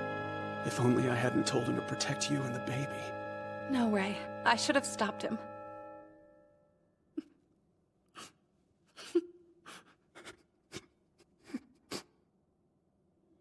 Dad. Mom. Can you hear me? It was Arthur's voice. Son, is it really you? Yes, it's me. I'm all right. I'm staying with the elves in the kingdom of Eleanor. I'm contacting you with a diviner's special magic. I'm sorry. I really want to see you guys, but I can't come back yet. There's something wrong with my body. I need to treat it first. It's nothing life-threatening, so don't worry. Once I've recovered, I'll come back home. In the meantime, please, don't blame yourselves for what happened. I would have made that choice again in a heartbeat, even if it cost me my life. Oh, Arthur. I don't know when I'll be able to contact you again, but I'll be fine. Look after yourselves. Hear that? Ray, he's alive! Yeah, he is. Dad, Mom, I love you so much.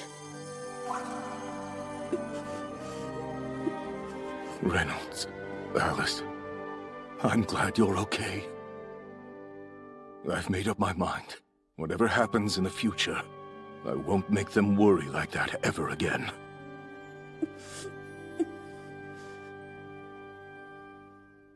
I'll be your apprentice.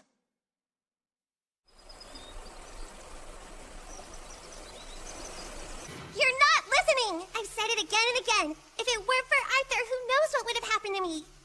If we repay his kindness by chasing him off, people will start thinking elves are ungrateful. Is that what you want? She's not wrong. Very well. You win, but he'd better not cause trouble. At least you're beginning to see sense. Arthur will be under my direct tutelage, and I'd like you to make an official decree. But, Father... If anything happens, I'll take responsibility. I want to apologize. I treated you unfairly. I'm afraid I've become rather set in my ways. Sir? You're my beloved daughter's friend, and Father's first human apprentice. Please, Arthur, let us repay you. Forgive us. You're welcome to stay here. We hope you'll come to think of this place as your home. This is quite the sudden change in attitude. I see. It's because of them. The King of Eleanor dotes on his daughter and can't stand up to his father. It would be my honor, sir. Hold on a sec! If you really want to make it up to him, then... you should let us play outside! Yeah, I want to show him around Eleanor!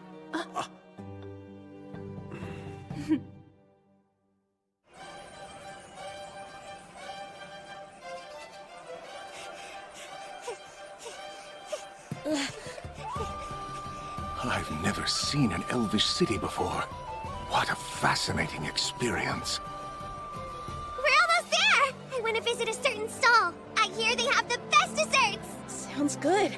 It's really popular, so they might sell out if we don't hurry up!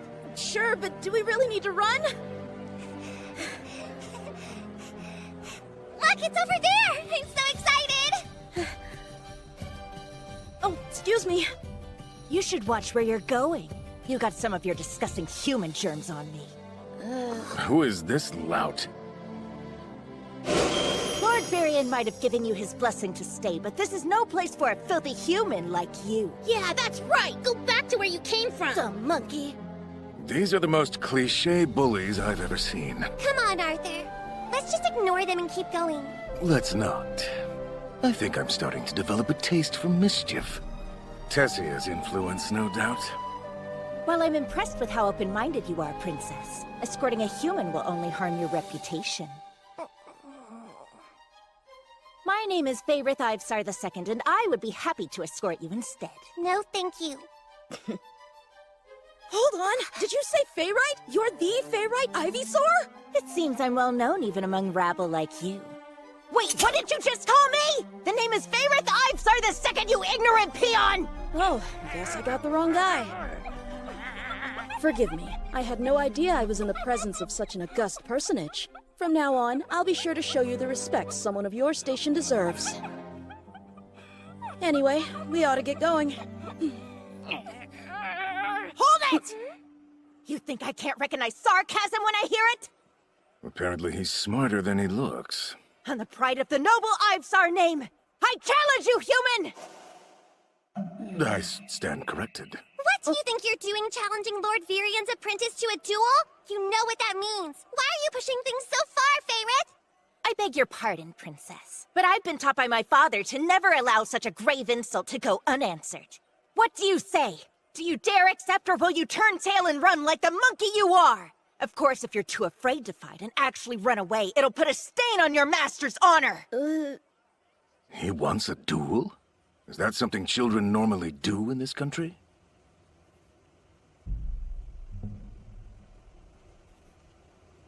You haven't fled, so that means you accept.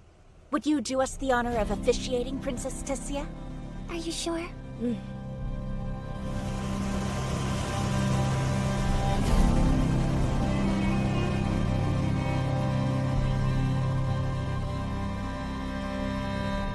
Let the duel?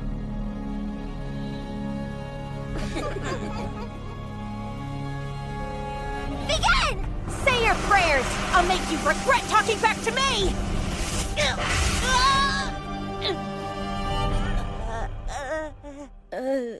Did I accidentally hit him too hard?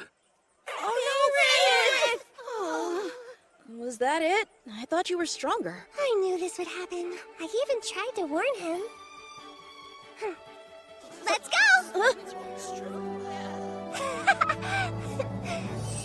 With each passing day, I found myself increasingly enjoying the company of this little elven princess.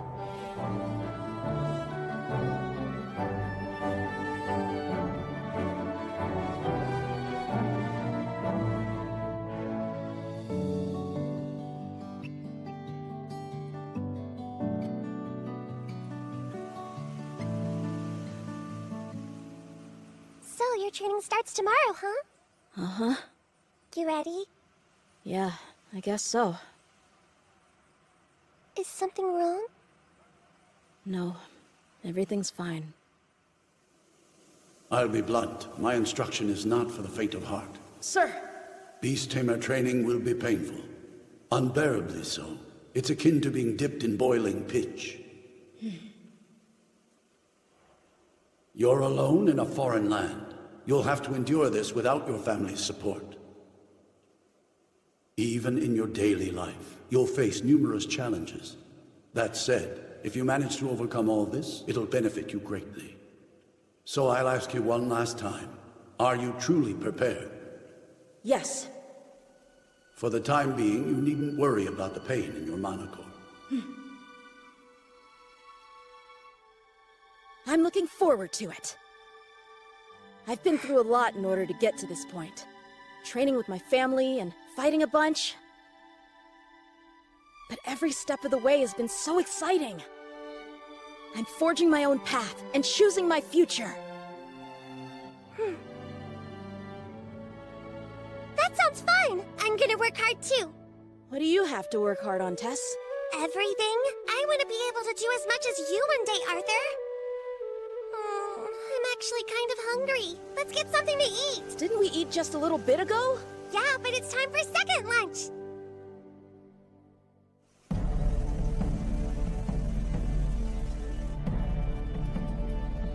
Your training will now begin.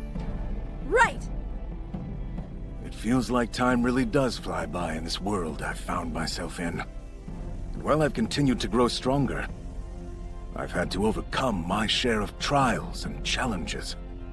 This is just the beginning. The further I travel along this path, the harder things will become. So for now, I'll focus on what's in front of me and take it one step at a time.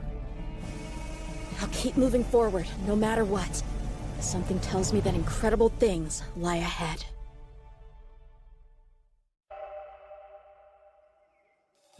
Hey, Arthur. Arthur. Come on. Get up. If you need help getting out of bed...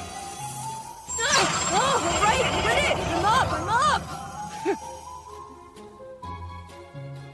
I can't believe you used your mana on me. Would it kill you to wake me up a bit more gently, you jerk? I tried at first, but you didn't wake up. So I had to use more extreme measures.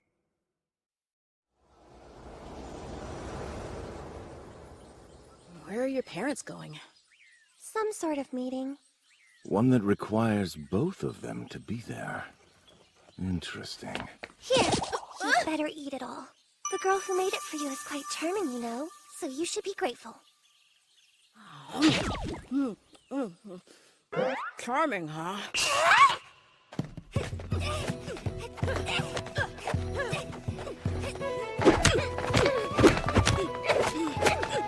Well, it took you too long enough.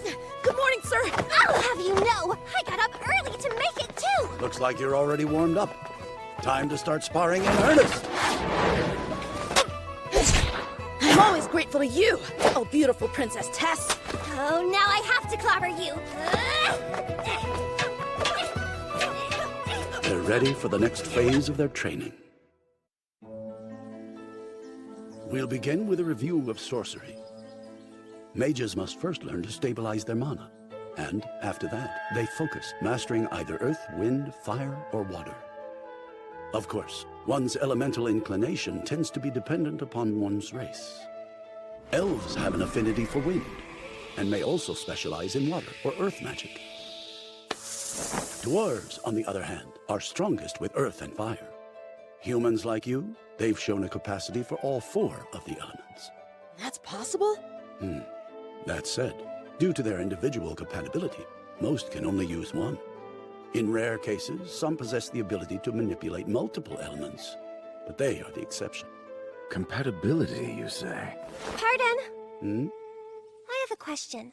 Why is it that when I train, I always use sorcery, but Art never does? Because he has a weakness. There is a beast will slumbering inside your mana core, and quite a powerful one at that.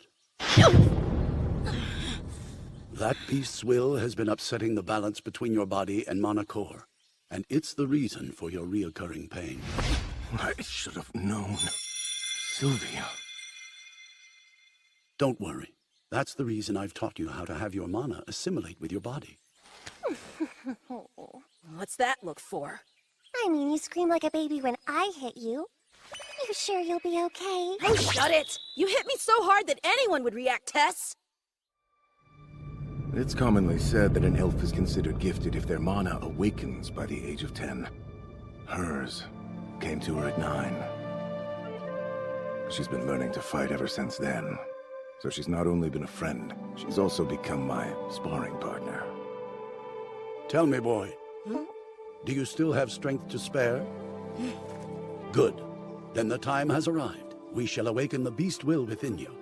And if this works, you will no longer need to worry about that pain.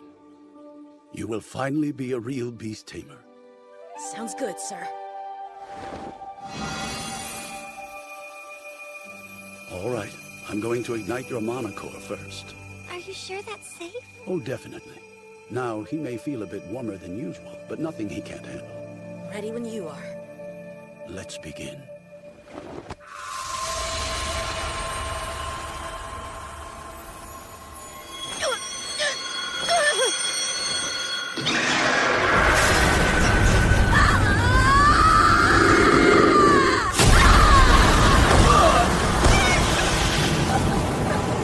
What is this? Art! What in the world?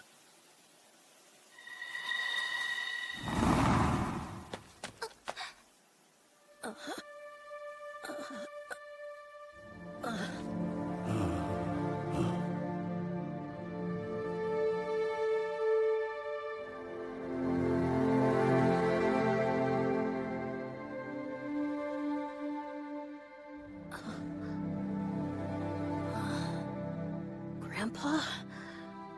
How are you feeling, boy? I'm fine. At least I think I am.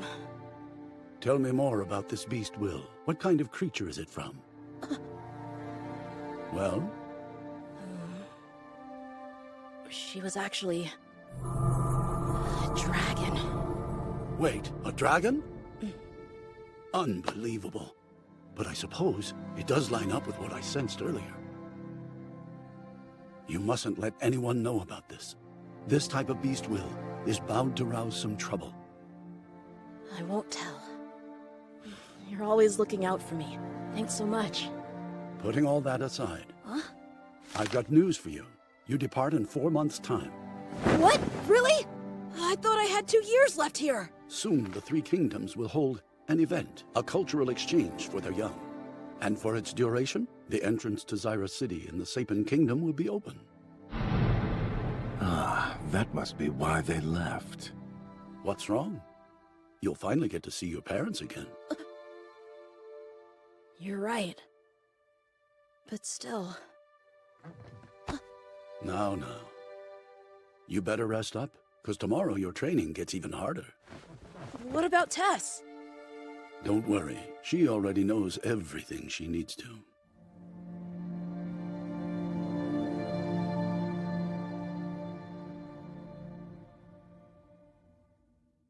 Only 4 more months left here. Feels so short, and yet...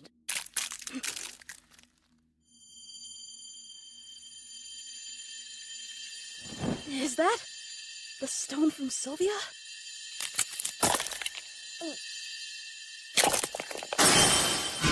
What in the world? This thing's hatching?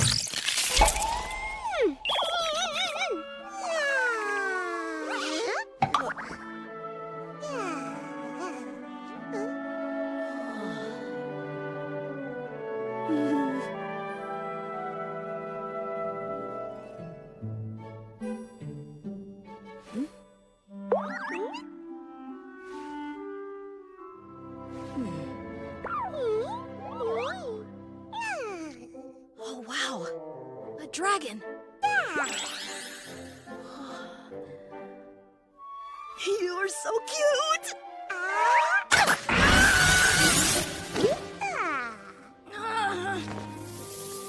No!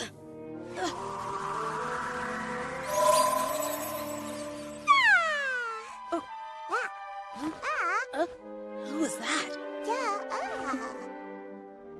Hold on, was it you?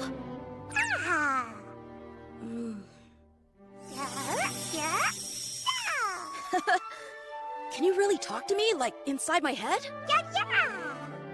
Alright, could you at least call me Papa instead? Perfect!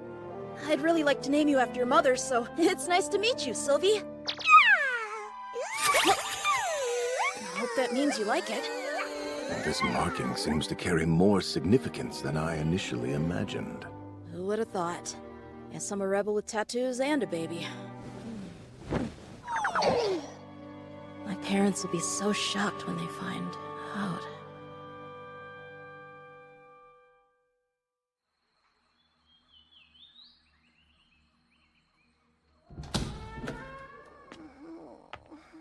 Sleeping in?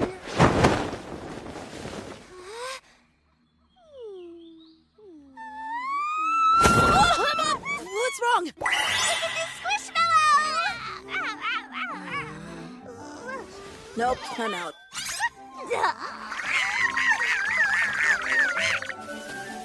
Hey, Sylvie, come to Tess. Don't be shy. I'll be very gentle. Maybe she'd come to you if you didn't stare at her like a starving predator. Grandpa, look at this! Art's got the cutest new pet! Is that a real dragon? Yes, it seems to be. You could have killed me! You can't just surprise me like that! It's bad for my heart! Yeah? I can't handle it! You have to let me squish you! It must have felt safe enough to hatch when you fully assimilated the beast will. What you said about trouble... It's fine. No one would ever believe you've got a dragon anyway. You can always tell them she's a rare mana beast. But enough about that. Now let's get to our training. Since you're a real beast tamer now, you have 2 cores, both beast and mana. You must exercise them simultaneously. And the most effective way to do that? Through constant combat.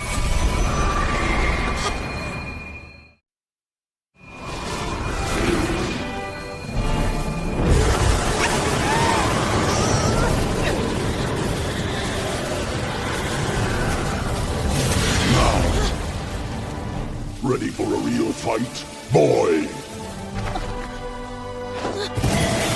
I always knew he was strong, but this is incredible.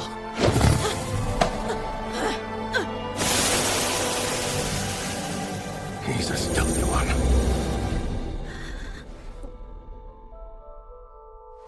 I surrender. I'm going to have nightmares after seeing you like this. Everyone says that. Besides being so fast, I couldn't even sense your presence at all. Shadow panthers can instinctually manipulate wind, as well as neutralize sound, which is quite advanced sorcery. Advanced sorcery, huh? There are drawbacks to using this technique, though. It takes it out of me, and I have trained hard. Now then, I think I've bullied you enough. It's time to actually begin your training.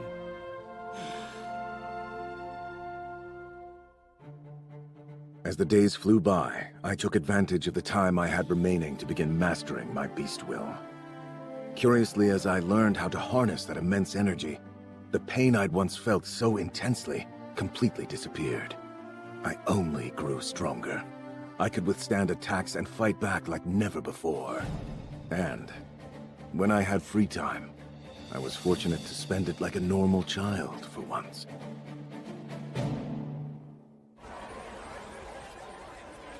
Come on, would you please cheer up?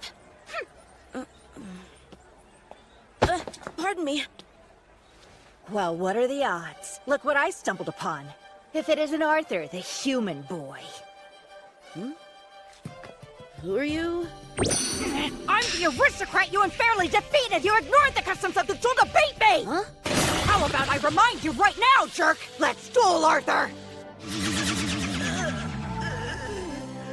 Defeated once again. He went down really hard this time. This is Fayrith, by the way. That's right. It's great to see you again, old friend.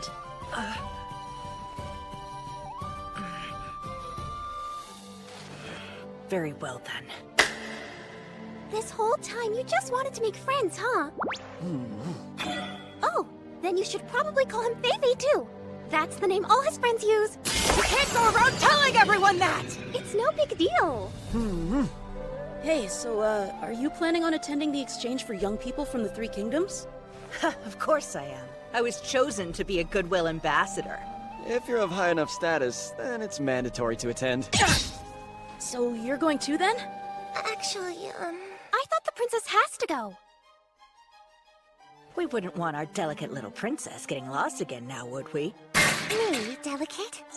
And you're sure you really want to call me that? Oh, wow, that was too easy. Hey, are you okay? Wake up, Fayrith. Seriously? Come on! Art! The princess can't go around slugging her subjects. But...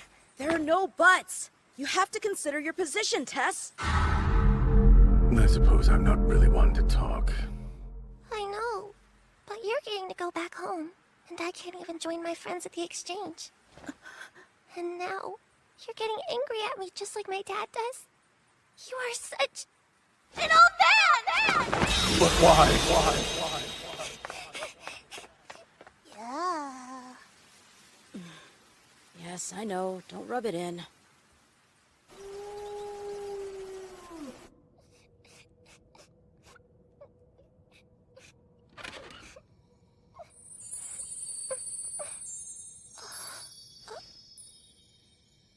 Who's there? Oh, Art. Hey, how about a walk through the woods for old time's sake?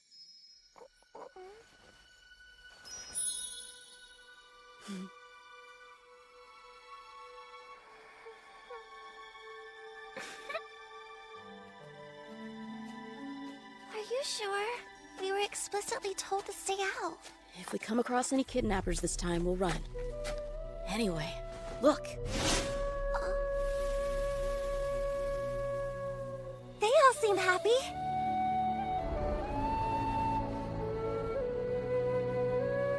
Sleepy? No, I'm not! Don't force yourself to stay up. I'm wide awake. See? Watch.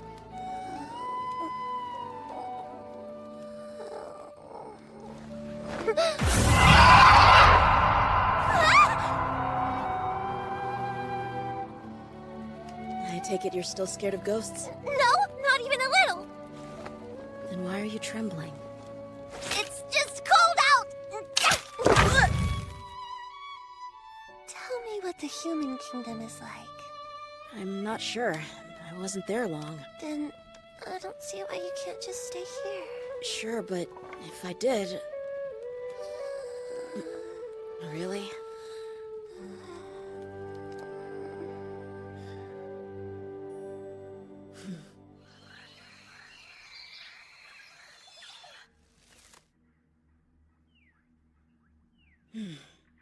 Good enough.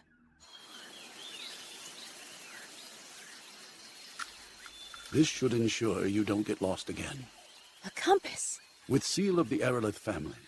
It will come in handy when you decide it's time to return. Very thoughtful of you. Thanks. Just don't overdo it with the late night struggles. Of course, sir.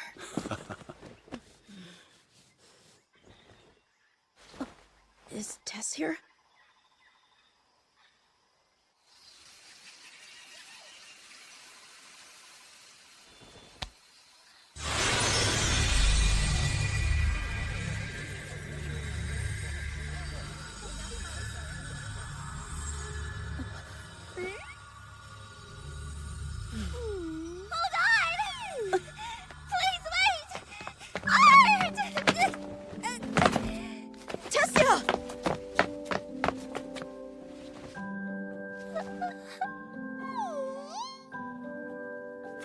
Don't lose your head and forget to eat, okay? And don't you wander off. And, also don't forget... I know. I'll miss you, Tess. So much.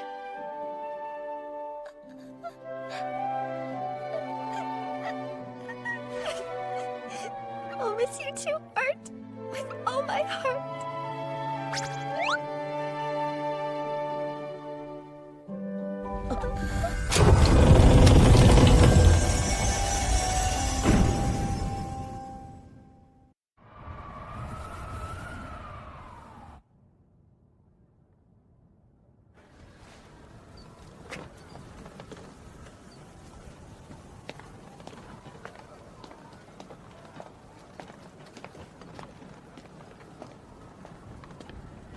This is the flying city of Xyrus. Which means I'm finally going to see them again. Mom and Dad. You ready for this?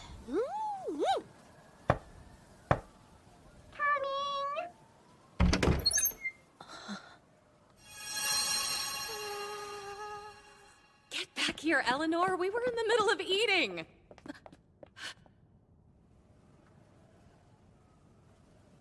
Hey there. Guess I should say I'm home.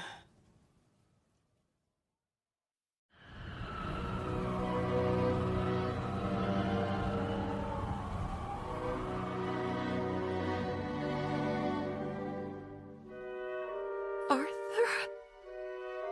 Is that really you, dear? Yes. You're finally back! We weren't sure we'd ever see you again! Thank goodness. I'm so grateful you're home. You stop that, Mommy! No more crying! Son, take your mom. Get away from here. What do you mean? I can fight too! You know I'm strong enough! If you're so strong, prove it by protecting your mother. Don't let them hurt her. She's going to have a baby.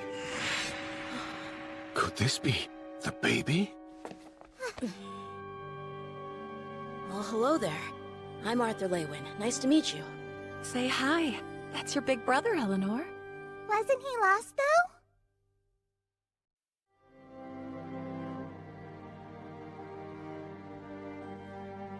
It's been so long. Tell me, how do you feel? Last we spoke, you said you were sick. Have you recovered? I'm feeling a lot better now, thanks. And you've been eating well enough? You look a bit too skinny to me. Yeah, 3 meals a day. Why the interrogation? He's home. Of course. Sorry. Come here. You must be confused. You remember when you were younger and I'd tell you all those stories about your big brother at bedtime? So, he's real then? That's right. I'm thrilled to finally meet you, Eleanor. After getting settled, I told them about everything I'd been through. And while I trusted them, I did leave out my encounter with Sylvia. Instead, I explained that I was able to survive my fall from the cliff, thanks to a combination of luck and my body's unconscious use of magic. I told them how I met Tess in the forest, and how I spent time recovering in the kingdom of Eleanor. You were cured then? There's no chance of you getting that same illness again? You don't need to worry. Apparently it had to do with my system being unstable because my monocore was awakening so early. Of course, I was reluctant to lie to my parents, but until I am stronger and more capable, it's too dangerous for them to know everything. And your friend here, want to fill us in on how you two met? I stumbled into a mana beast nest during my travels. That's where this one's mother was, dying from an injury. Unfortunately, I couldn't do anything to help her, and she passed. That was why I decided to take this little cutie in and look after her. I named her Sylvie. Baby Sylvie? Well, that's nice. I'm just glad you're healthy. Me too, truly. Now then, you mentioned your monocore. What stage is it at? What is wrong with you? Your son has just come home and all you can think about is magic? Sorry, but I don't see any harm in comparing his growth and mine. It's fine. So Dad, what have you been up to lately? Who, me? After we got here, I started working for the Hellstea auction house. I'm the instructor for their whole security team. Sounds like it wasn't just your facial hair that grew. So, what stage is your monocore at then? You'll be proud. Your old man hit deep orange 2 years ago. Really? Orange? The color of mana, in ascending order, starts at black, then red, orange, yellow, silver, and white. Each of those has 3 stages, too, ranging from deep to standard to light. Since he's an augmenter, it's clear he's been training hard physically. Still, having increased the stage of his monocore, that implies some significant effort. Impressive, right? So, what stage are you at? I'm at light red. Pardon? Did you say light red? God damn! I can't believe my son's almost caught up to me! God damn! That's incredible news, Arthur. Reynolds, hun, what did I say about watching your language and not cursing in front of our impressionable young daughter? Hey, Eleanor, Daddy's begging you to never use that phrase again, okay? Damn! Damn! Wait, how the heck did you manage light red? You know what? Never mind the details, let's just go and spar! Damn! Sweetie, please stop saying that. Ray, this is all your fault. I'm sorry, I've said it a million times. Gotta admit, She's at the it's age good where to she be repeats home. Everything. Ray, is it true? I just heard that your son's still alive? Who are these people? They seem comfortable with my family. Oh, Arthur. This here is Vincent Hellstea. He runs the Hellstea auction house, and he's my boss. Vincent, Tabitha, I'd like you to meet my son, Arthur. He's really back. Nice to meet you, Mr. and Mrs. Hellstea. It's a real pleasure. Aren't you a charmer? Are you sure you're really Reynolds' son then? Hey now! I get that a lot, but yes, I am. Arthur, this is our daughter Lilia. I hope you two can be friends. It's very nice to meet you. It's nice to meet you too, Arthur. Can I pet this cute little munchkin? Sure. Oh, Arthur. This is actually Vincent's house, so it's good you introduced yourself before we make a mess. A mess, huh? Yeah. See, just for fun, we were off to the rear garden for some father-son sparring time. Nice. Father-son time. Wait, did you say spar?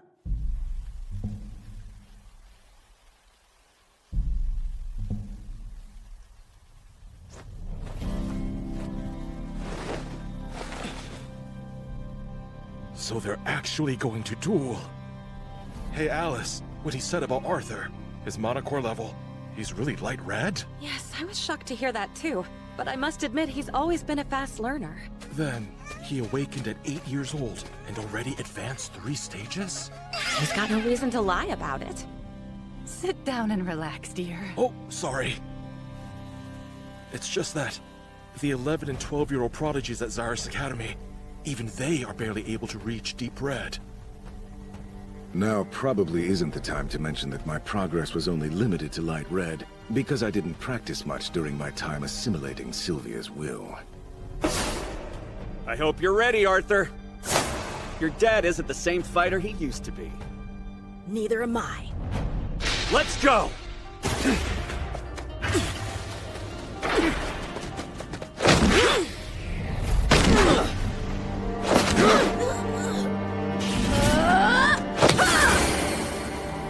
You've almost got it, son. But you're going to have to try harder.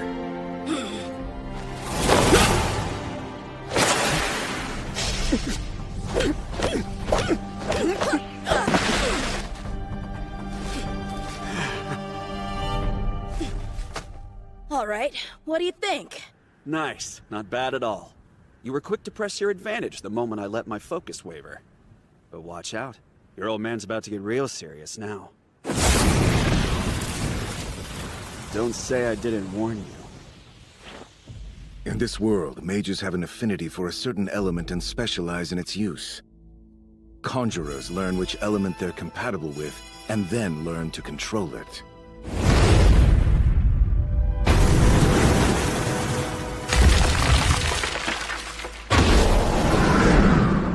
Augmenters have more difficulty discerning which element they have an affinity for. They're only able to determine their compatibility after a great deal of effort and training.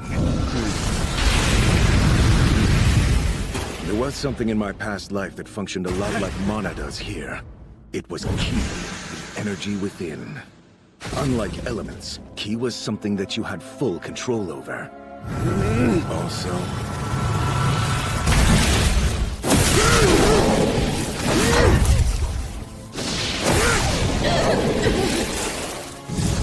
the lack of innate compatibility meant that, while it required far more effort, those efforts would in turn reap even greater rewards. I believe that makes it comparable to the augmenters of this world.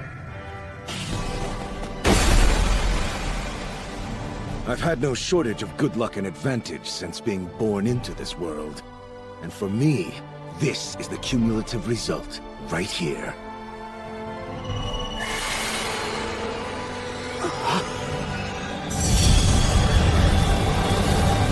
Okay, I'm about to get serious too.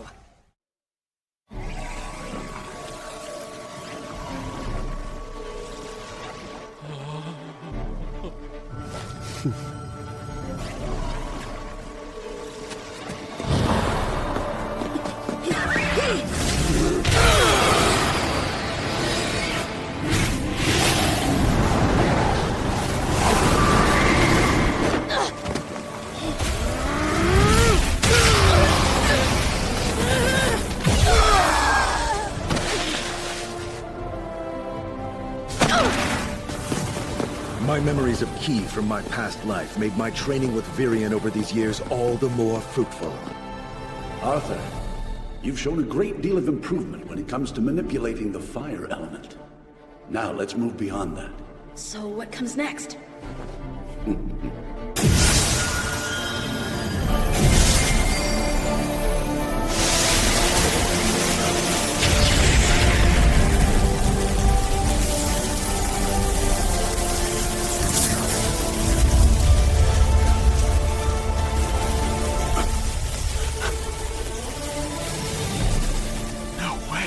So advanced!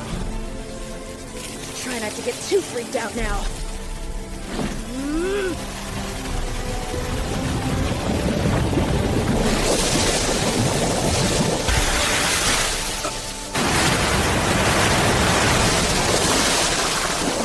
Water elemental magic? Oh, that's impossible!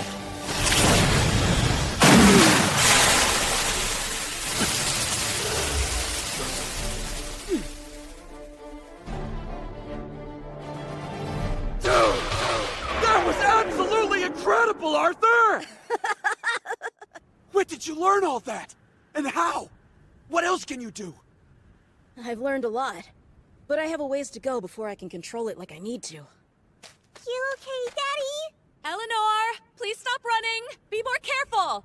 That was extraordinary. I could use a stiff drink. That boy is something else. A prodigy.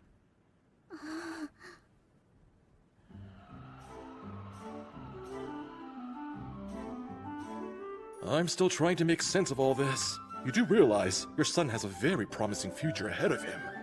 I'm well aware. I've known ever since he awakened at age 3. He awakened at 3? He blew our house apart in the process, too. I knew your house was wrecked, but that's how it happened? Really takes me back. Uh-oh, Daddy, are you okay? I have an idea! Have you considered enrolling Arthur in Cyrus Academy? What kind of school is that? Cyrus Academy? The most prestigious magic school there is? You can't be serious! He's serious. It does make sense even if my husband is a bit drunk. Honestly, considering the potential he has, we'd be happy to invest in his future. Which means you wouldn't have to worry about tuition. You've already been so kind and generous to us. Now you're offering to pay Arthur's tuition?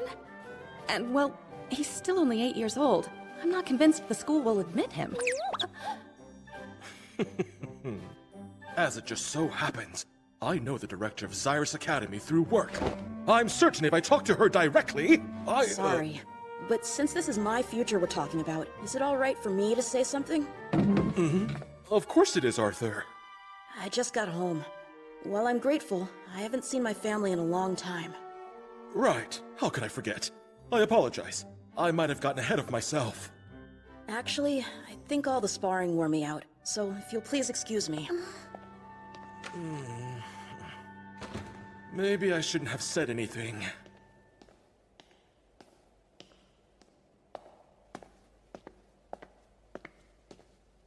If you keep heading that way, you'll end up lost in the basement.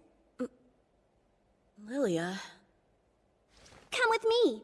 I know the perfect spot to go. Everyone, I have an important guest with me today. I hope that's okay. Yes, Miss Lilia. Well, well, is this the young troublemaker who set fire to the garden I spend all my time maintaining? I humbly apologize for causing any trouble, ma'am. Don't let her get to you. She's just poking fun. Interesting. She barely said a word before. Is this what she's really like? I hope we have some of that duck left, the fatty part especially. Now, Miss Lilia, do be mindful of what you snack on. The missus got upset about you gaining weight recently, so we'll need to be careful. I thought we agreed not to discuss my weight, Maria. I'm just a normal, healthy girl having a growth spurt. Miss Lilia likes to come in here and hang out with all of us when she's feeling stressed out. Stressed about what? Well, the Master and Missus have made it quite clear they want nothing more than for their daughter to awaken as a mage, despite the fact that neither of them are mages themselves.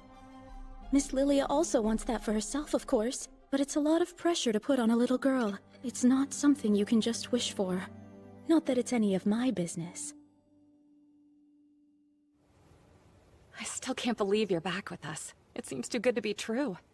And you've become such a handsome, capable young man as well. Even though you've grown, I still see flashes of the little boy we knew. Have I really changed that much? Oh no. You're the exact same boy that you were. On the inside, where it matters most. Yeah. Sure, you're gifted, and probably going to be the strongest sorcerer ever. But you know what? That's only the second best thing I've heard today. I agree. About the whole academy thing. What an exciting day, but I think Arthur should get some rest. Good idea.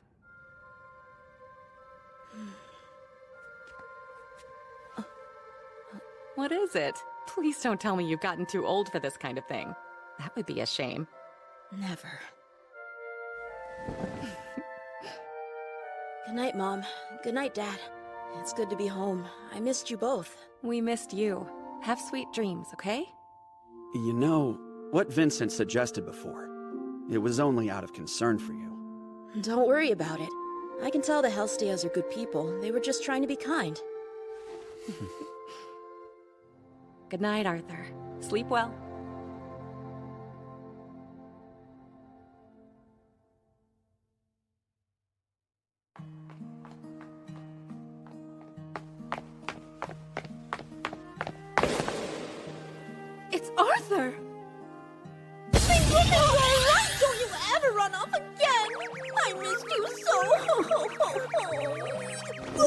I got carried away. Durden, you've really bulked up since I saw you last. Well, I could say the same about you. Whoa, whoa, whoa. I thought we agreed to keep it light for the kids' sake. Why is everyone acting so weepy? And also, what's with that mama beast? Are we not even gonna ask him about his little friend? Feel free to ignore this moron. Arthur, you've gotten so much taller, and you're so handsome, too. Oh. Now it looks like I'm the bad guy for not breaking down. I'm just trying to keep my cool, that's all.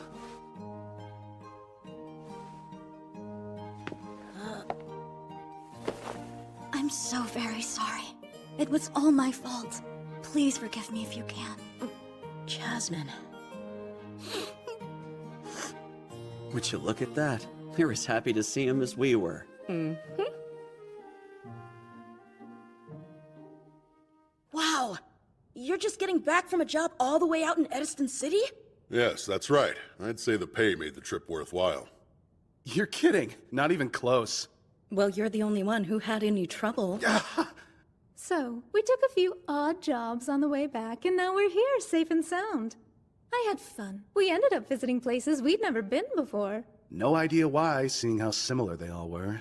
Yeah, right. Then why were you buying cheap souvenirs wherever we went? Because that's what you do. I see. Now that I think about it, I know nothing about the Decathan continent, or even the kingdom of Sapin that I hail from. It might be to my advantage to become an adventurer so I can learn these sorts of things. However...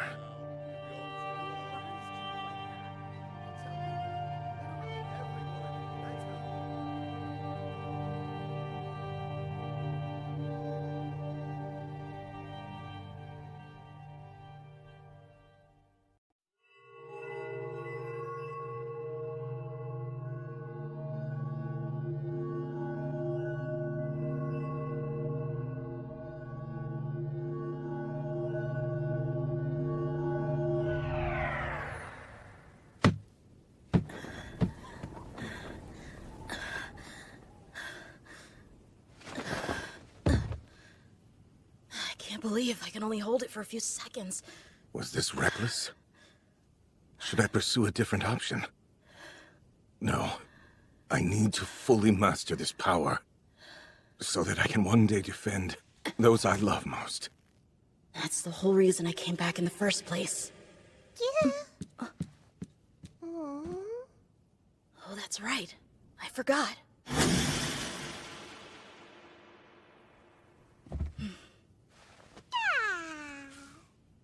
I'm really home now. You reek!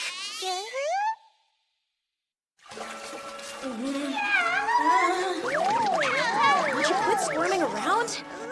Jeez, we can't have you stinking up this fancy mansion as soon as we walk in the door. I must say, this is quite nice. The Hellstayers have certainly reaped the benefits of running their auction house. Why is she stressed? Well, the Master and Missus have made it quite clear they want nothing more than for their daughter to awaken as a mage, despite the fact that neither of them are mages themselves. I can't seem to get it out of my head. Oh, sorry, Sylvie. Here, let me wipe you down. There. You're all fresh and clean now.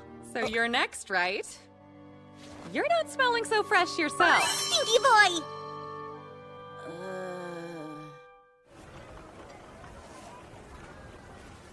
My, oh my! I've got a real diamond in the rough here. This one's going to be fun. Wait, what'd you call me? Sit back and relax. You'll shine like a star once I'm done with you. Sweetie,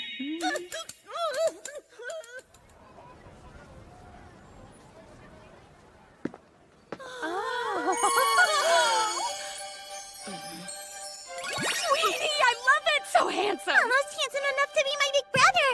What's all this for, though?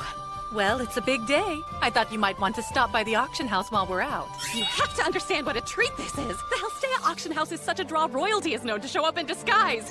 So we couldn't bring you in looking feral. Did I really look that unkempt? We're planning on showing you all around Zyrus City today. Big brother? Would you please be my escort? It'd be my pleasure, Eleanor.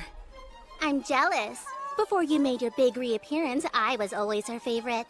She'll get over me soon enough and be back by your side, right? Huh? Yeah, you're right! Looking good. The clothes suit you well. Did you choose this outfit for me? Sort of.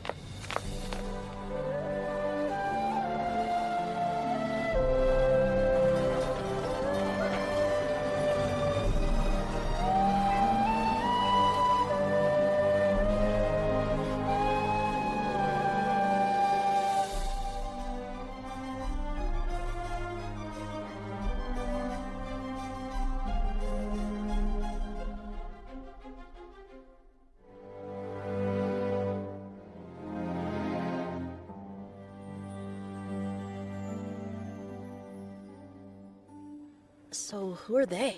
Just kids from Zara's academy. They look like trouble to me. Well, yeah. Wearing one of those uniforms will get you treated like royalty around here. Royalty? Then why? I'm sensing something.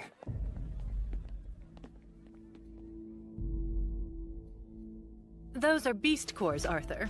Like from mana beasts? Really? Yes.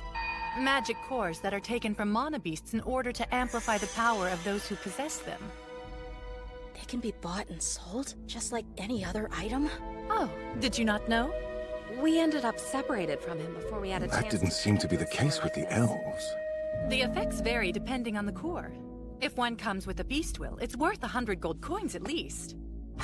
It's really worth that much? That'd be enough money to live off of for 250 years back home. Man, that sure is a lot! Yes, and as it happens, a few of them are going to be on sale at the next auction. I'll arrange it so you get a chance to check them out. Oh, sounds good. I'm satisfied with the beast will I have now, but thank you very much. Please, Mom.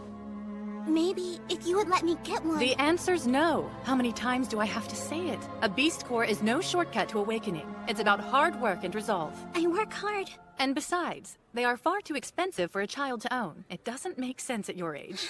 Well, the weapon stores have cheaper ones for sale. I just want to try it and see for myself. No, dear. Now, we're done talking about this.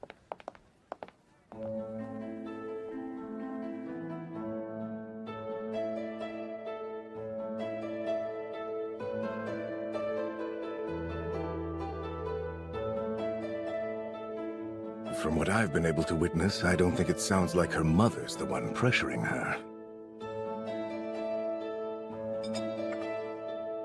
So is she reacting to her father's unrealistic expectations?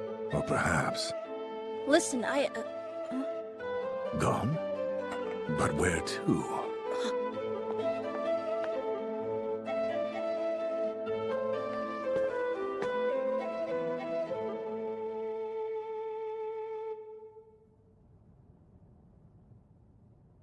Pretty sure that with my allowance, I could afford this. So that's your plan?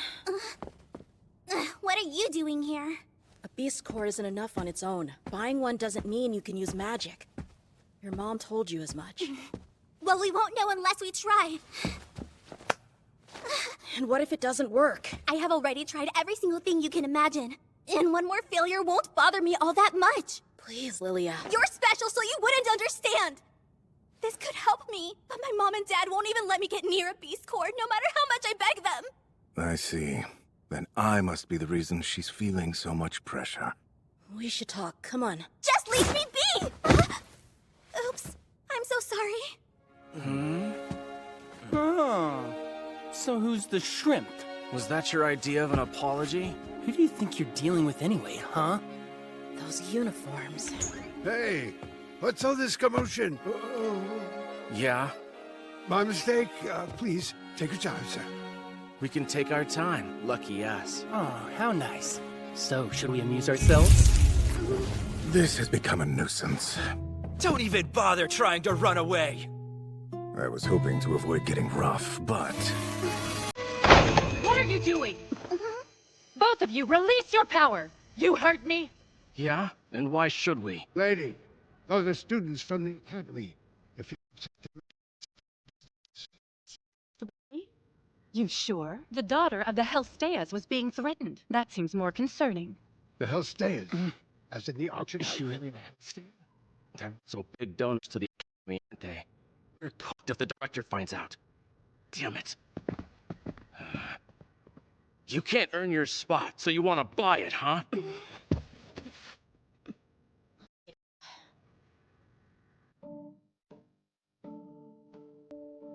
Some students from the Academy picked a fight with them?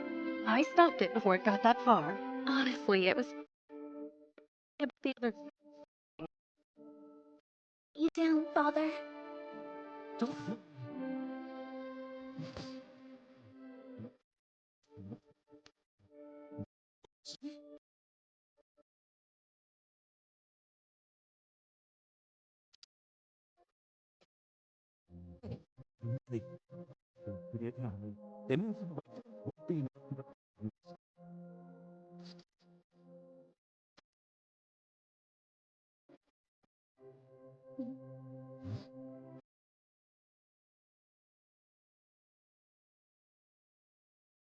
I've tried so hard, but it doesn't matter. I'm still not good enough. We don't think that, Lilia. Try to calm down. I hate you for picking him, Father! And I hate you too, Arthur.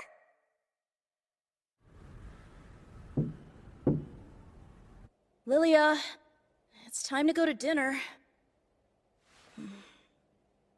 Listen, I'm sorry. Yeah.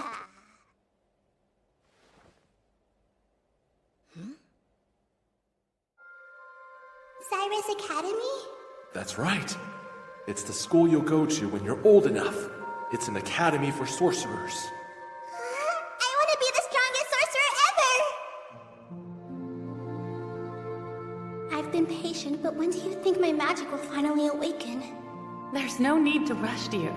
For your age, this is all quite normal. We're among the Academy's largest donors.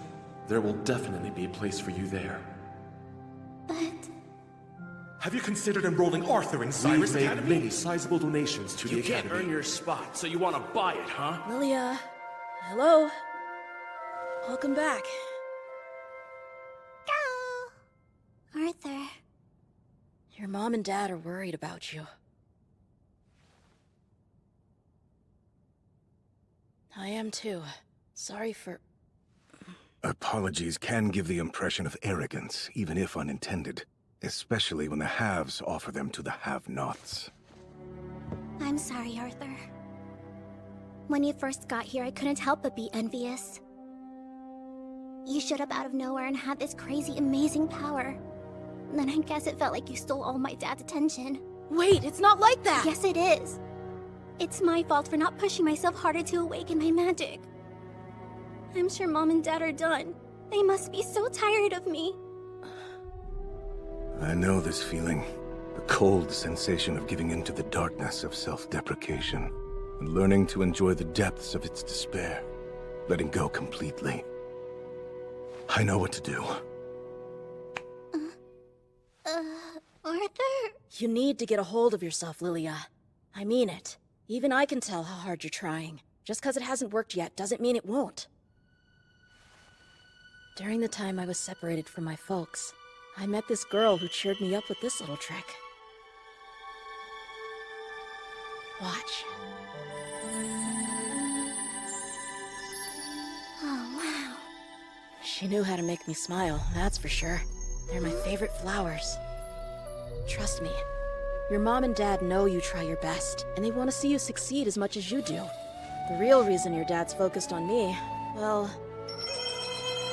it's the same as Eleanor. He just finds me novel because I just showed up out of nowhere.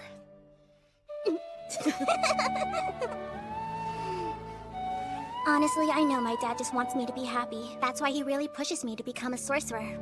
And I'm sure it's the same reason he donates so much to the Academy, too. It's not his fault. I put all this pressure on myself. I'm sure. Not his fault. No, it's not that simple. The more Vincent tries to push this through, the more it places expectations on Lilia from people who aren't even involved. I can help. Lilia, is being able to use magic something that you really want to learn? Huh? Is this a joke? Lilia left the house on her own? What are you saying, Arthur? Please tell us what happened. She's doing it to awaken her magic. I've sent Lilia to train where I was before, so she can learn to be a mage. Mage training? In the same place you did yours? You don't have to worry. It's a great place. I can promise that much. But that isn't the issue here! Why would you do this without asking our permission? It's what she wants. I had to help. She was afraid she'd chicken out if she talked to you about it first.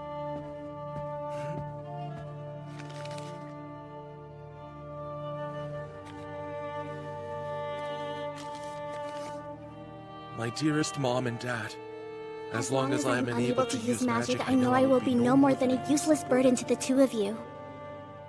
I promise to become an amazing sorcerer before I return back home, no matter how many years it might take. Love, your daughter. She just left? I've been such a fool. I pushed her too hard. It's all my fault. I convinced myself that being a mage meant she'd have a happy future. She doesn't have to be a sorcerer for me. No matter what happens, I love her. She'll always be my precious baby girl. You hear that, Lilia?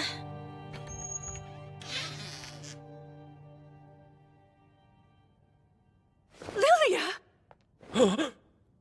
See? It's just like I told you. What's going on here? Sorry. Really, it was wrong of me to lie to you. No. I'm the one who should apologize. I'm sorry for what I've done. I caused you needless grief. I'm aware there's nothing worse than losing a child. Nothing comes close. I know this because I made my own parents suffer for a similar reason.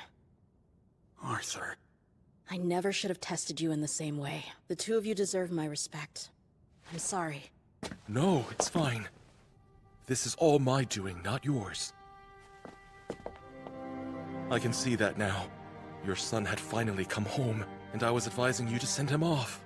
It was wrong. Reynolds, Alice, please know how very sorry I am. Lilia, dear, forgive me. You can do anything you want to.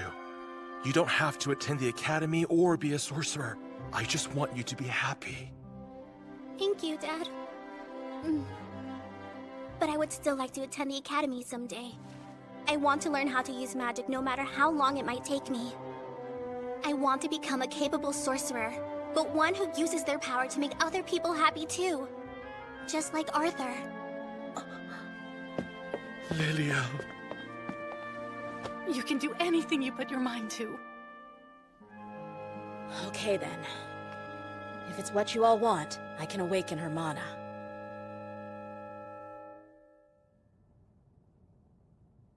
Does this mean I get to be super strong and powerful like my big brother is? You sure will. I know Arthur only wants to help, and that he's incredibly talented. But I've never heard of anything like this. First, focus on your breathing. Wait, what? Mana gives off a stronger impression when you're breathing in a focused, meditative fashion.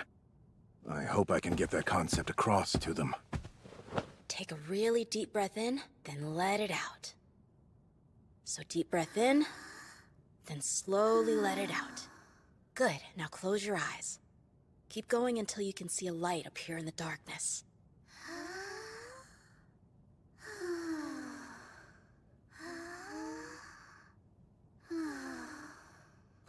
There's a pretty light there! Oh, now it's gone again. That's because you let your breathing get disrupted. I haven't even seen anything yet. What's wrong with me? There's no rush. Just keep taking deep breaths. Time to see if my theory's correct. All right, here we go. You might start feeling a little bit of heat, but that's a good sign. Keep breathing in and out, just like I taught you, Kay?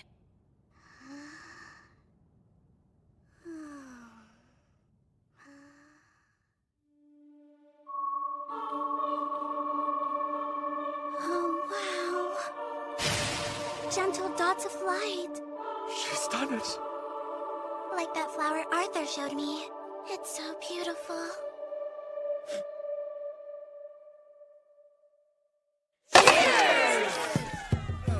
I'm very happy for you, Miss Lilia. You've worked hard for this. Thanks so much. How about some nice duck with plenty of fat on it to celebrate? You can eat all you want today. You've certainly earned it. True. might take years to get right. The power will stabilize, though. It'll take work, but just keep at it. I can't wait to see what kind of elements I'll be able to use. Hey!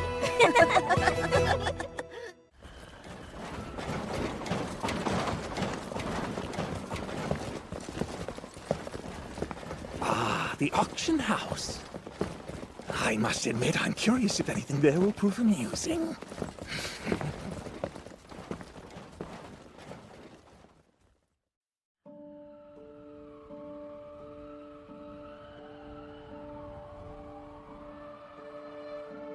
Whoa! Amazing! So this is the Hellstea auction house! It looks like a fancy castle.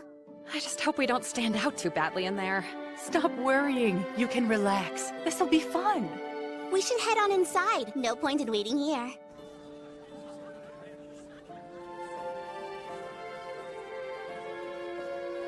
From what it looks like, most of the patrons for tonight's festivities are aristocrats and adventurers.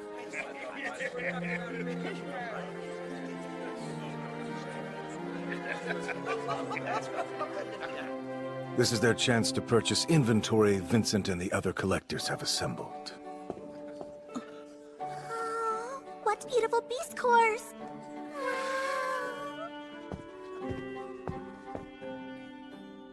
How interesting. Yeah? Keep your eyes peeled. I'll be counting on you.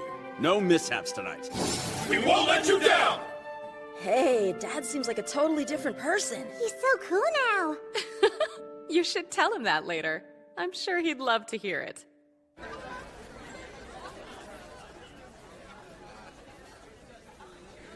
Good evening!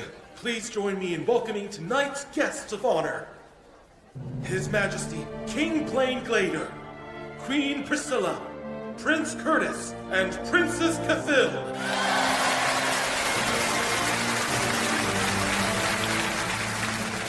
It seems the king is fairly popular. And now, without further ado, let the 10th anniversary auction begin! How nostalgic. This reminds me of my past life.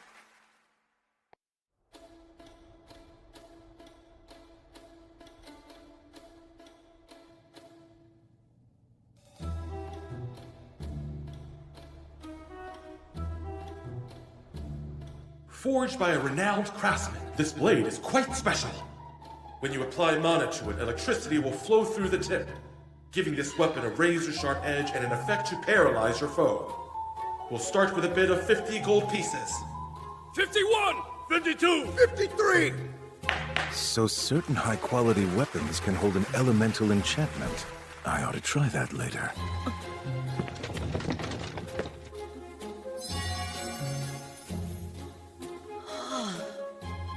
Did something catch your eye? Well, it's not like we can afford it. You're right about that. Hold on, where's Sylvie?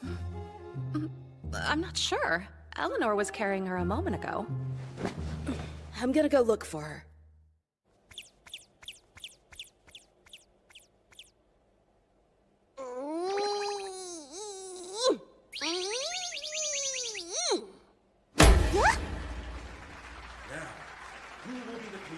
Both the riches and luck to secure the next item in our lineup.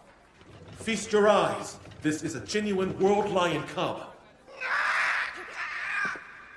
As you already know, adult world lions are exceptionally powerful mana beasts. If cared for properly, this little guy could reach A class. I want that one, Father. Why not? Yes, this legendary mana beast could be yours. The bidding will now begin. Let's start at 100 gold. 300! 400! 450! 1,000. Our king has placed a stunning bid of 1,000 gold pieces. Where did she run off to? Sylvie! Congratulations on your purchase. As soon as you spoke up, I knew you'd win, my lord. If I may, what do you intend to do with it? Truthfully, well, I'm intrigued by the idea of a bond. I've decided to leave the cub in Prince Curtis's care. In the end, what it grows up to be will depend on his effort. I won't let you down, Father. I swear it. Really now? Does that mean you're going to make more of an effort to attend your lessons then? Mother, please. Well, he'd better. You're shivering, you poor thing. Let me take a look at you. Yeah! Sylvie!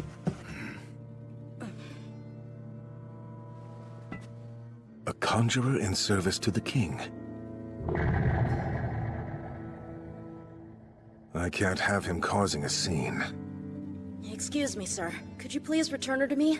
She's my bond, after all. Oh, I thought she was part of the auction. Shame. I've never seen such a unique mana beast before. You're very lucky, young man. Your little friend here appears to be quite docile.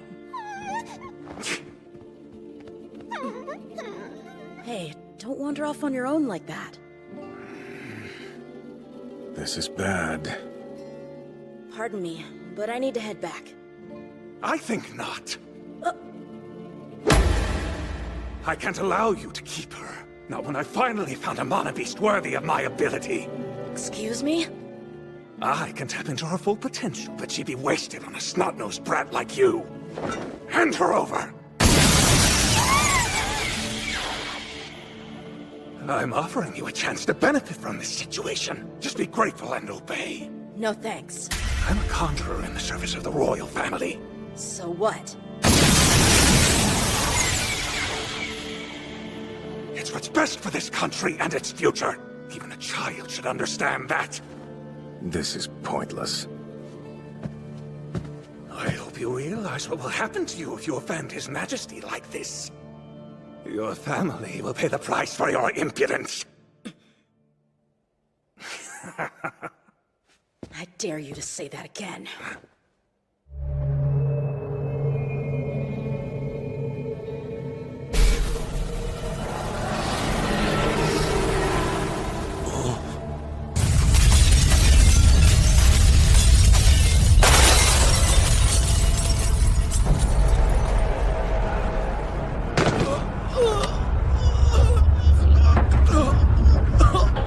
Where is this overwhelming bloodlust coming from? No, Vincent! What is this?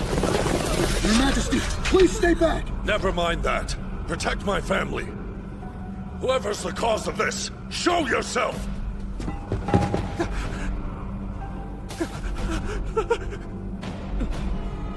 Damn, I messed up.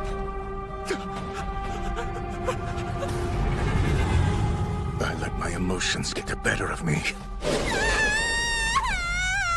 Everyone all right? Yeah, for now. Start evacuating all the guests. Dad, everyone, forgive me. I didn't mean to scare you. Sorry. Reynolds Lewin, head of security. Sire. Let's talk. Despite your best efforts, you couldn't catch the perpetrator. Yes, I'm sorry, my lord. Unfortunately, this failure necessitates disciplinary action. By your command. If I may, Your Majesty, considering the fact no one was injured, I believe some mercy would be warranted in this case. Ah, what's this? You've got quite a fine mana beast, young man. If I had a partner like that, I'd do everything I could to raise it properly. Sebastian here has served as the royal bodyguard for many years. He's saved my family more times than I care to count. I've long pondered an appropriate way to reward him for his loyalty. Coincidentally, it seems he's taken an interest in your son's mana beast. So that's his plan. With a bond of that caliber, I'm certain that this situation could have been avoided. Your thoughts? Wait, Your Majesty, listen. Arthur! My lord, I'm afraid I must apologize again. It's up to my son to decide that. He adopted his bond on his own. I had no part in obtaining her, so I'm in no position to try to tell him what to do. It wouldn't be fair to him. I see. What say you? Hey kid, didn't your parents teach you that it's proper to keep your head down when your betters are speaking? Please forgive his rudeness. I have to stay calm. I can't forget he's the king of Sapin. Thank you, Your Majesty. That's a kind offer. But still, I'm afraid I simply cannot agree to it. To me, Sylvie is irreplaceable. You have the nerve to refuse? It's fine. Tell me, what would you say to a trade of Monobeast? I could give you the World Lion Cub in exchange. But father! How about it? Your bond is certainly rare, but reptilian Monobeasts take an exceedingly long time to mature. And even when they do, they tend to be weaker partners than their predator counterparts. Forgive me. It's my fault for not making things clear, my lord. I have zero intention of ever relinquishing or trading away Sylvie. You refuse me again. I've already given you 2 chances. Arthur, please. I'll only ask but one more time. Will you willingly hand over your bond to me? May I answer a question with one of my own, Your Majesty? In your opinion, how much would it cost to buy your children? You asked me for Sylvie 3 times, and I have not wavered in my response. It seems that your pride prevents you from accepting an answer you find unsatisfactory. So at what price would you be willing to give up your own children? Perhaps we could trade them for another child? King Glader. What? Seize him! You arrogant little brat! How dare you talk back to the king!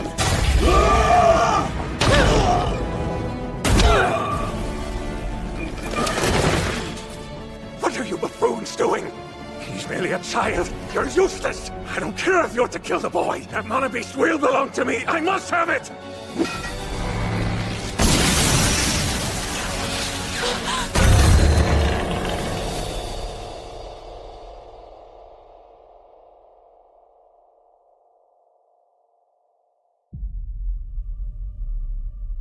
I don't understand. What's going on? Your spells won't work now.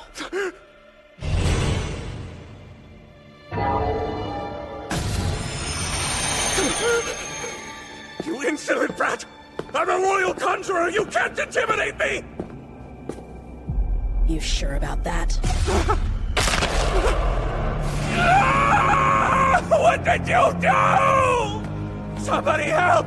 Can't you hear me? Why are you all just standing there? You're right. They can't hear you. Pay attention. This may very well be your final chance to learn a valuable lesson. You can't possibly believe you'll get away with this! I'm the royal family! Just shut up. You really should consider the position you're in. Mercy! I beg you!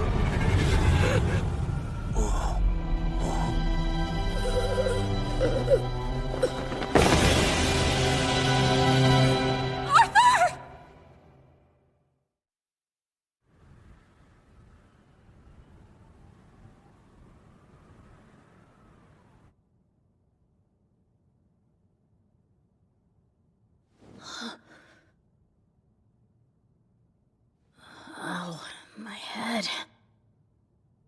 I went overboard.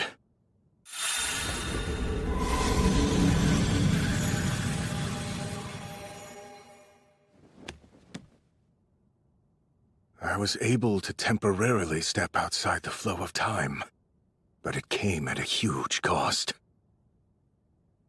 I suppose this means I need more training.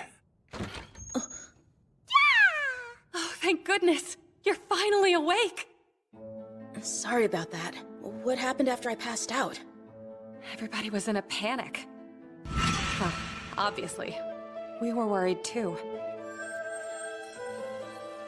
The doctor said that you'd wake up on your own soon enough, but I wanted to be extra safe. I'm so relieved to see that you're okay. I ended up making her worry again.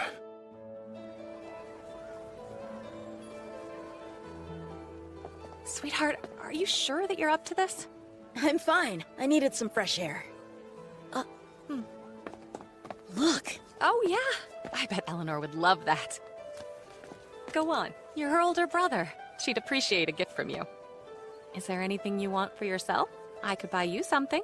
No, that's okay. It costs so much. Especially given that Reynolds may have lost his job. Don't worry about the price. I've been earning money from my job too, you know. Oh, really? It turns out Alice's products are popular with nobles. They're sold in general shops throughout the city. Apparently Tabitha helped her make some connections. Reynolds never comes shopping with me, so this is a big help. I'm starting to see why. I've already told you, this isn't something that can be fixed by throwing money at it! Do you understand that my son could have been killed?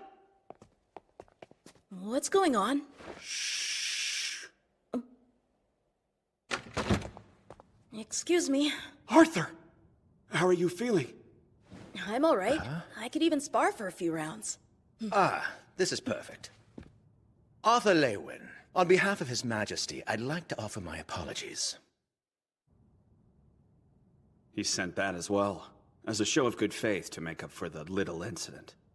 I wouldn't call it little.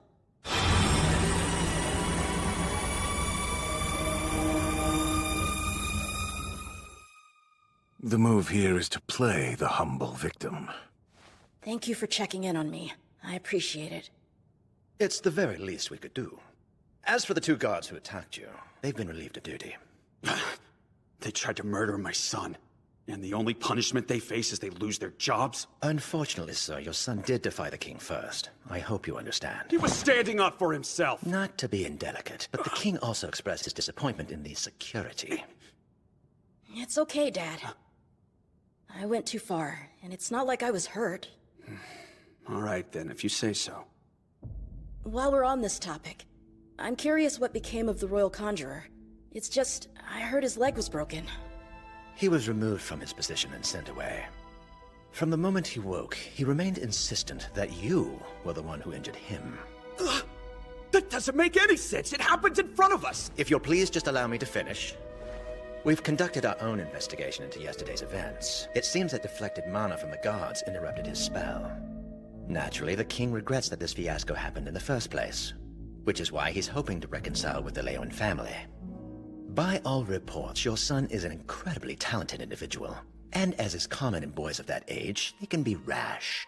He should be more careful in the future. Not everyone will be as forgiving.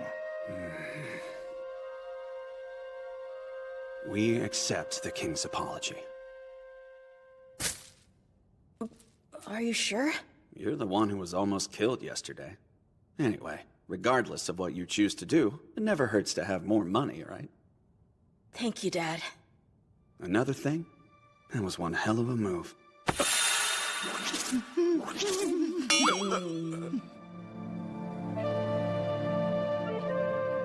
This debacle serves as a painful reminder that I'm still just a child in this world. Even though I've grown significantly, I can't stand against the power of an entire nation by myself.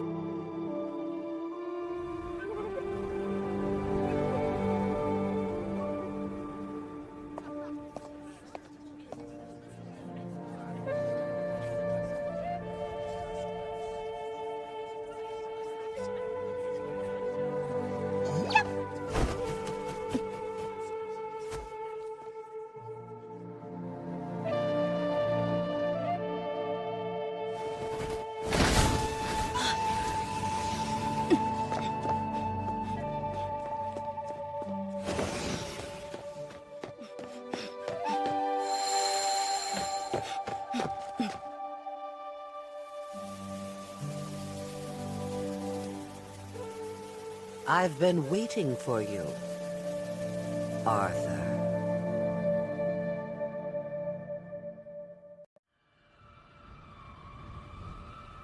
Xyrus Academy. Famous for having produced acclaimed scholars, entrepreneurs, royal guards, top public leaders, and military powerhouses. A prestigious institution whose graduates are all but guaranteed a prosperous future. And there I was, standing before the director who held all authority at this absolute titan of a school. Good day, Arthur Lewin. It's a pleasure to meet you. I'm curious to find out if Vincent was telling me the truth. Let's see if you really are a prodigy or not.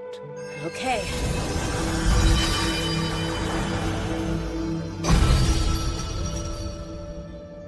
Very well. Then we shall begin.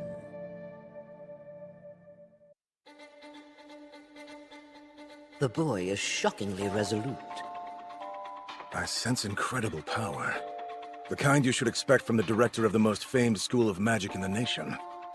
I suppose I could show off a little, if only to prove that Vincent wasn't exaggerating about my abilities. First, how about some wind element magic?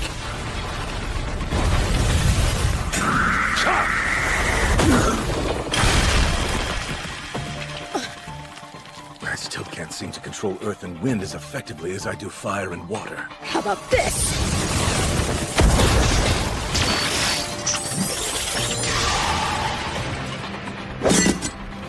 She defended? Huh.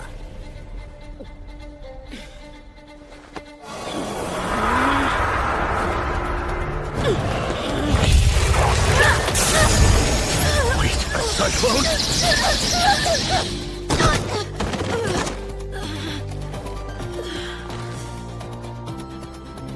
Impressive indeed.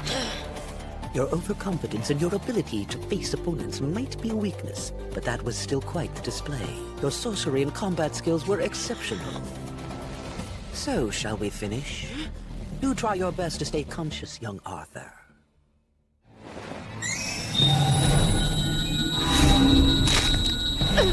Sound magic? Exactly what kind of sorcerer is she?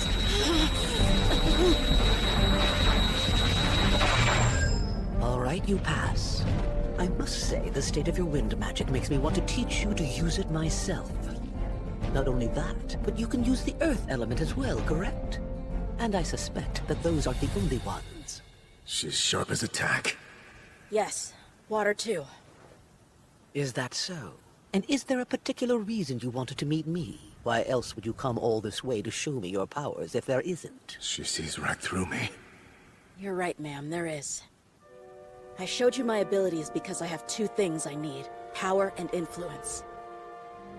If you keep my family safe until I'm strong enough to do so myself, I'll not only attend your academy, I'll revere you as my benefactor to whom I owe my life.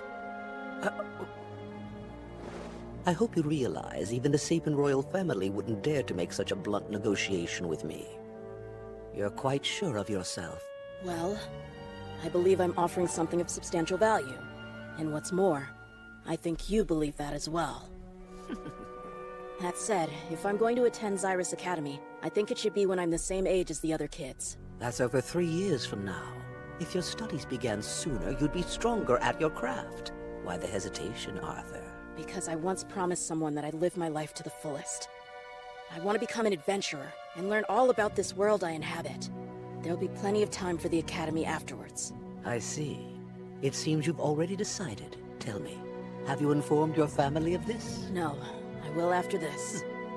Right, fair enough. We'll formally complete our deal once you've managed to convince them. No! Absolutely not! I won't allow it!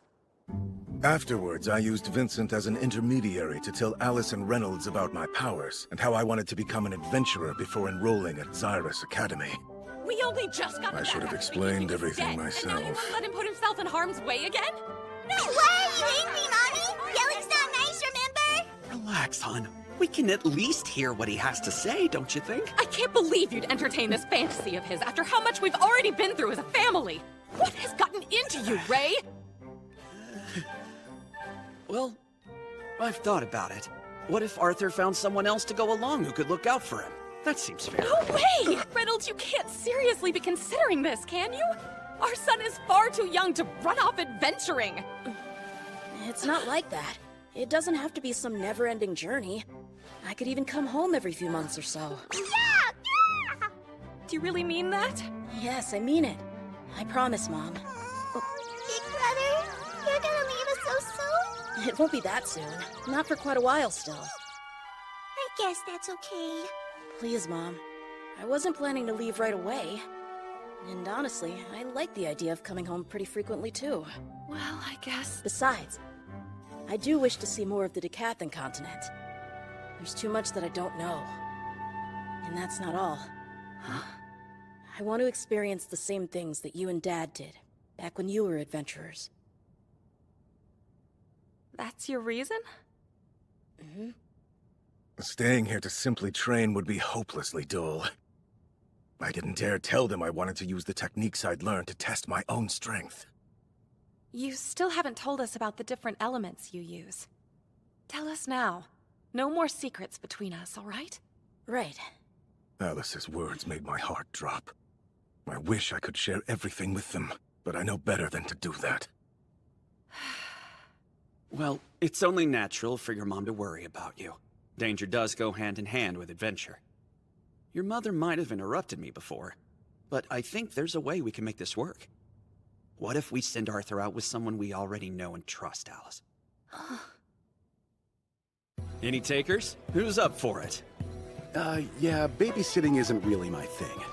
So I think I'll just pass on this one. Plus, I can straight up picture Arthur killing me in my sleep. Sure, but who wouldn't? You can be quite a brute. Yeah, it's true. She's right. Definitely. He's just plain unpleasant. Pretty much. What the hell, you guys? Hey, you brought it up. Of course I wouldn't do that. Honestly, it's not like there's much I can offer you in return. But I'll do what I can to repay whoever's willing to go with him. Don't make it sound like such a pain. Being able to watch out for Arthur as he grows up would be great for any of us. Durden is right about that. For sure, yeah. I would like to do it. Oh, you would? I thought you preferred working alone even more than Adam does. It's for Arthur's sake. Interesting. Don't take this the wrong way, but when I asked, I was kind of hoping it would be Helen or Durden. That said, thinking in terms of combat skills, Jasmine just might be the right choice. Durden is best suited to protecting a group with spells that affect a large area. I guess protection isn't really my strong suit either. Now, Jasmine, are you certain that you want to do this? All right, looks like we've got a winner. You know, she probably is the best person for the job. I mean, she's an augmenter who can use her elements, plus she's hit light orange and has crazy wind magic. That's true. I would have liked to gone along too. Sounds fun. There's always next time, right? Yeah, of course. You know I'm in. Thanks so much.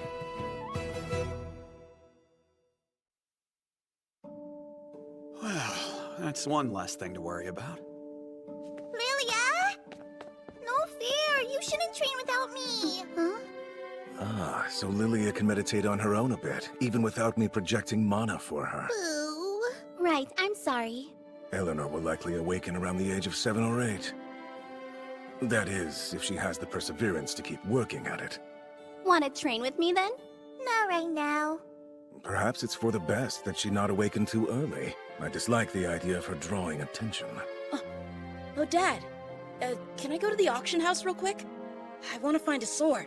Yeah, sure, kiddo. Of course. You need a blade for the application test at the Adventurers Guild. Feel free to have a look around. Great, I appreciate it. So it's official then. You're going to become an adventurer? Yes.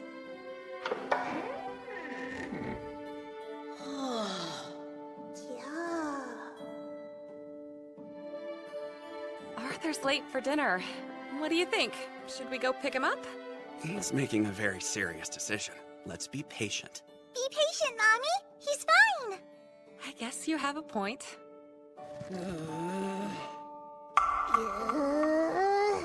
Unbelievable. How is it possible to try this many different types of swords and not even find one you like? Too heavy. Too weird. Seems that the bulk of swords in this world are either two-handers or giant one-handers. Must be because most of the soldiers here are augmenters. A dependable sword I can use with this diminutive body is proving elusive. Oh yeah? You find something good? Gaga! That thing? Well, unfortunately, I'm not looking for a staff. Yeah. Okay, I'll try it. Whoa! It weighs a ton! The balance is off for it to be a staff.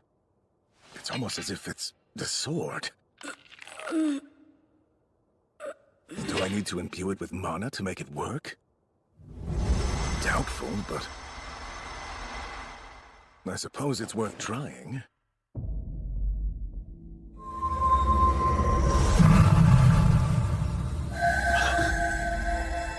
No way. It can't be.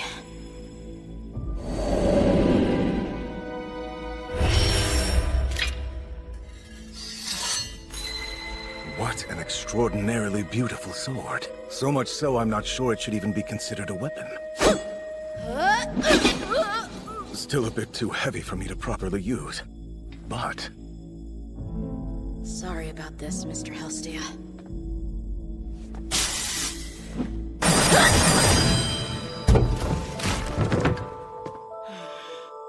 What's this? Dawn's Ballad WK4. What could that mean?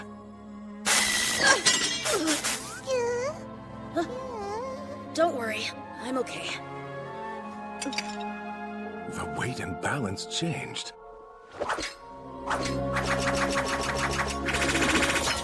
Not only that, but the handle and grip have shortened a bit in order to best accommodate my petite stature. Good girl, you hit the jackpot.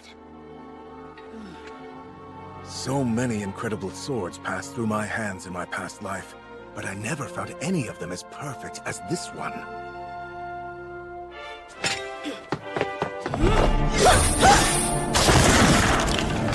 While extremely rare, I have heard of a case where a master artificer was able to create a special scepter that had the ability to bond with a single user. This involved said user infusing it with mana, but the idea of a weapon practically calibrating and binding itself to its wielder is unheard of. WK the Fourth, who were you? Arthur, wrap it up! You should have been home for dinner ages ago! Just one more second! This one's nice. Oh, all right. Glad you were able to find one you like. It may not be as fancy as the other swords here, but it grew on me after a few good swings. Oh, not bad. I can tell it's a little off balance, like the craftsman tried to make it lighter. Of course, that might make it perfect for your size. What you think? Can he take it? If that's the one Arthur would like, then it's his. It is? Thank you! Huh? Where'd you find that staff around your waist? I don't recognize it. I've gotta play it cool. Oh, I just tripped over it, but when I picked it up, it seemed pretty sturdy and I liked the weight, so I was thinking about using it for practice and stuff. Huh. I thought I knew most of our stock. Jameson, check the inventory for me. Wait, I think I actually remember it. There was this crazy old guy. He threw this thing at us, and then he yelled, "There's no one fit to use it." After that, he just ran off. We've had multiple appraisers look it over, and they all said it's nothing more than a sturdy, hard staff. It seemed like a waste to toss out something useful, so I guess that's why I kept it. I see. Perhaps I should have a higher-ranked appraiser check it out. Oh man, sorry. I didn't think it was very valuable or anything like that. I just hope to keep it. It suits me. You know what I mean? Please, Uncle Vincent? Oh, you don't need to apologize. It's only gathering dust anyway. Take it with you. Wow, thank you. You're the best, Uncle. Come on. I had no choice. He called me Uncle. Worked like a charm. After discovering Dawn's Ballad, I enjoyed spending my downtime with Alice and Reynolds, the Helstea family, and of course, my baby sister, Eleanor. Life was easy and comfortable, but I knew to relish these moments, for I was preparing my mind and body to become an adventurer. Time continues to fly by. It has now been 9 years since I came into this world. Happy birthday, Arthur! Thanks, you guys. I can't believe you're already 9 years old. I don't know where the time went.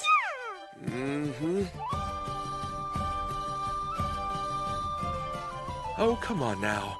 Save the sentimentality for after we've had some fun. All right, everyone. No reason to be shy. Eat as much as you want.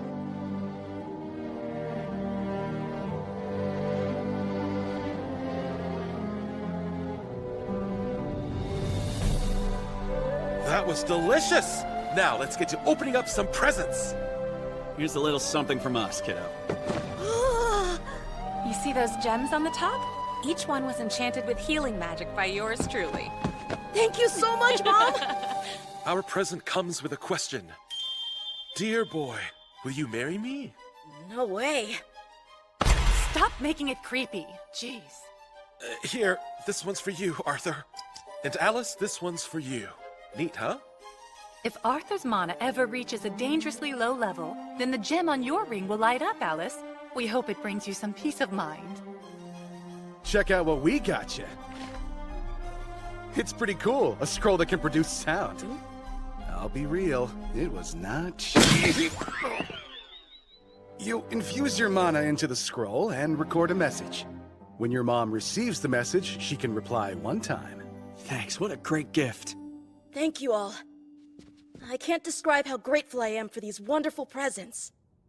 I might be leaving tomorrow, but I want to make a promise to all of you. Mom, Dad, Eleanor, Uncle Vincent, Auntie Tabitha, and Lilia, and everyone in the Twin Horns. I'll work hard to stay safe for you. Well said, son. We're counting on it. Please do be careful. It doesn't matter to me if you get rich or become a famous adventurer. Just come back to us. That's all I want. I know, Mom. I had felt this stirring for a while now, but now I understood it.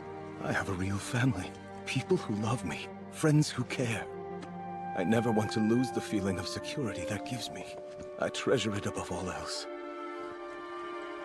And if it ever seems like something might threaten their well-being, I will fight with everything I have to defend them. But to do that, I need to become stronger. Even more powerful than when I was a king.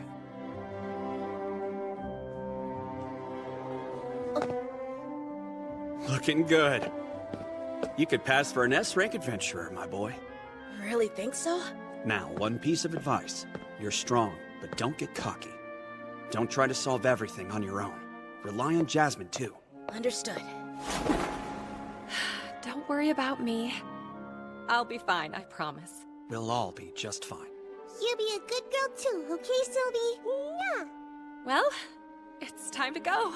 Oh yeah, and don't forget to put your ring on. Right. Just know, we're all rooting for you here. And one more thing. Have a good trip. I'll be back.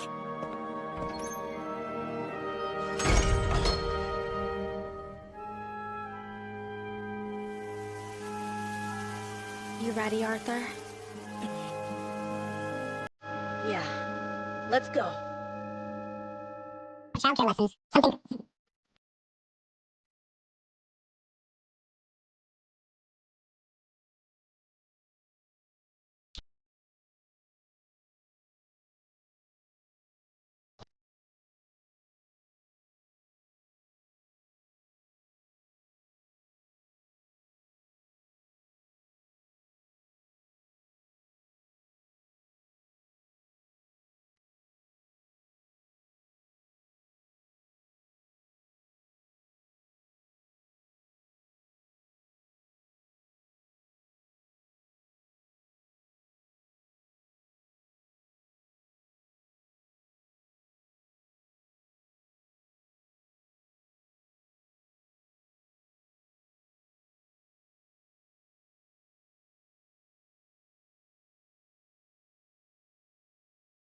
What do you expect? She is a baby. That's what babies do.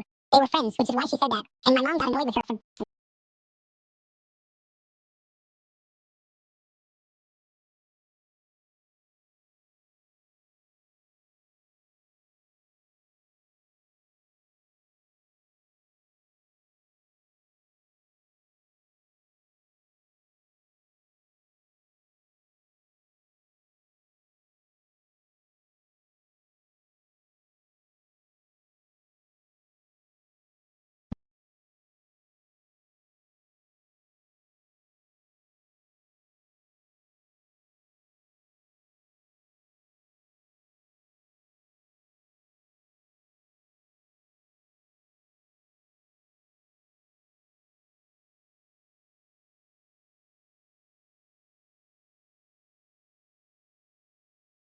I have a vague memory of the first house I lived in. We moved out when I was 3 or 4 years old, and I somewhat recall being in the house after most of our belongings were moved.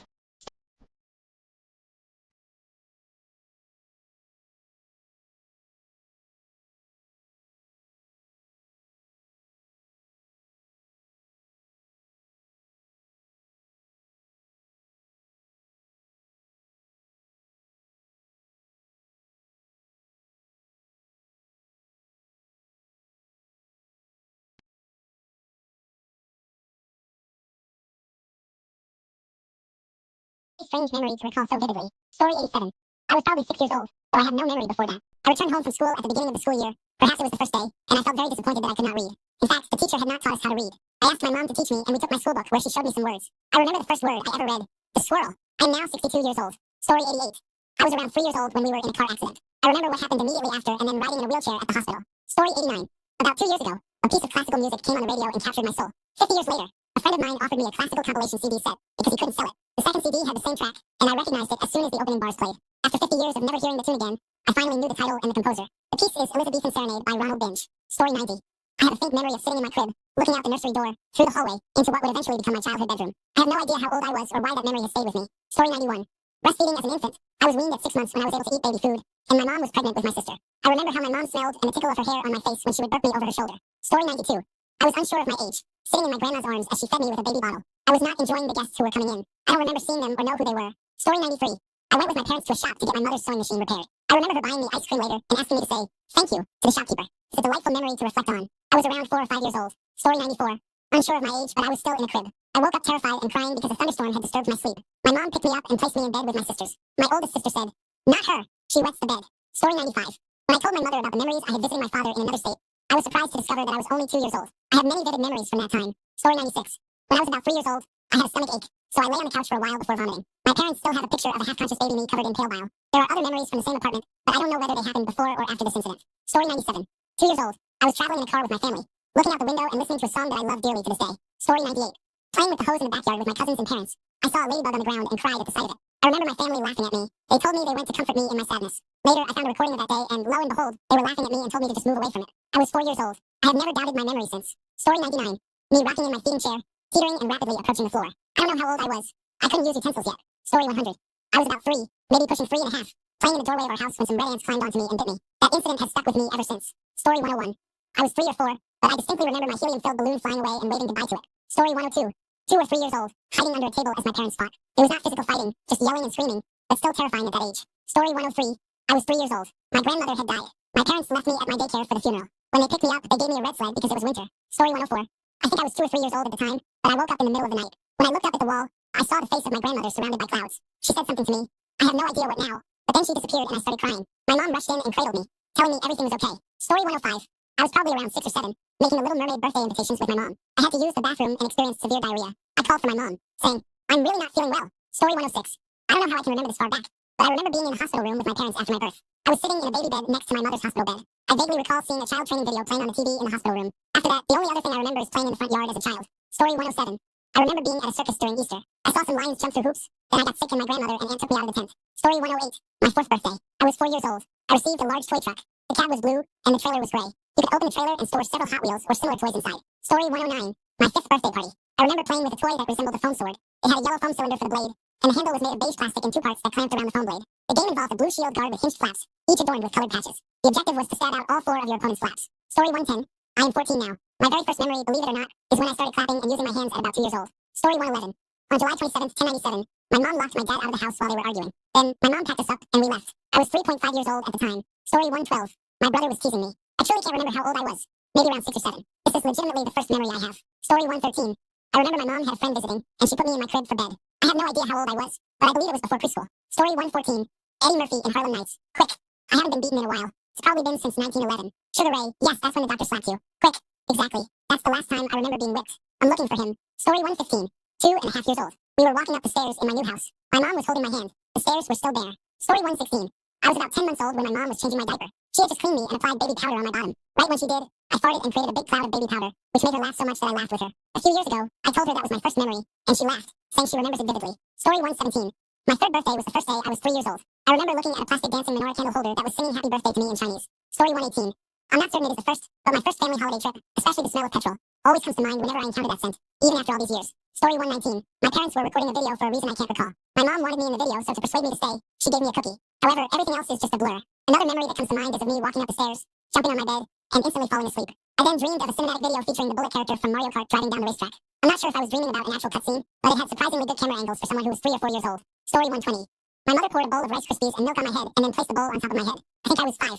Story 121. I was about 2 years old in a house I didn't live in for very long, chasing a pet cat that didn't like me very much. Story 122.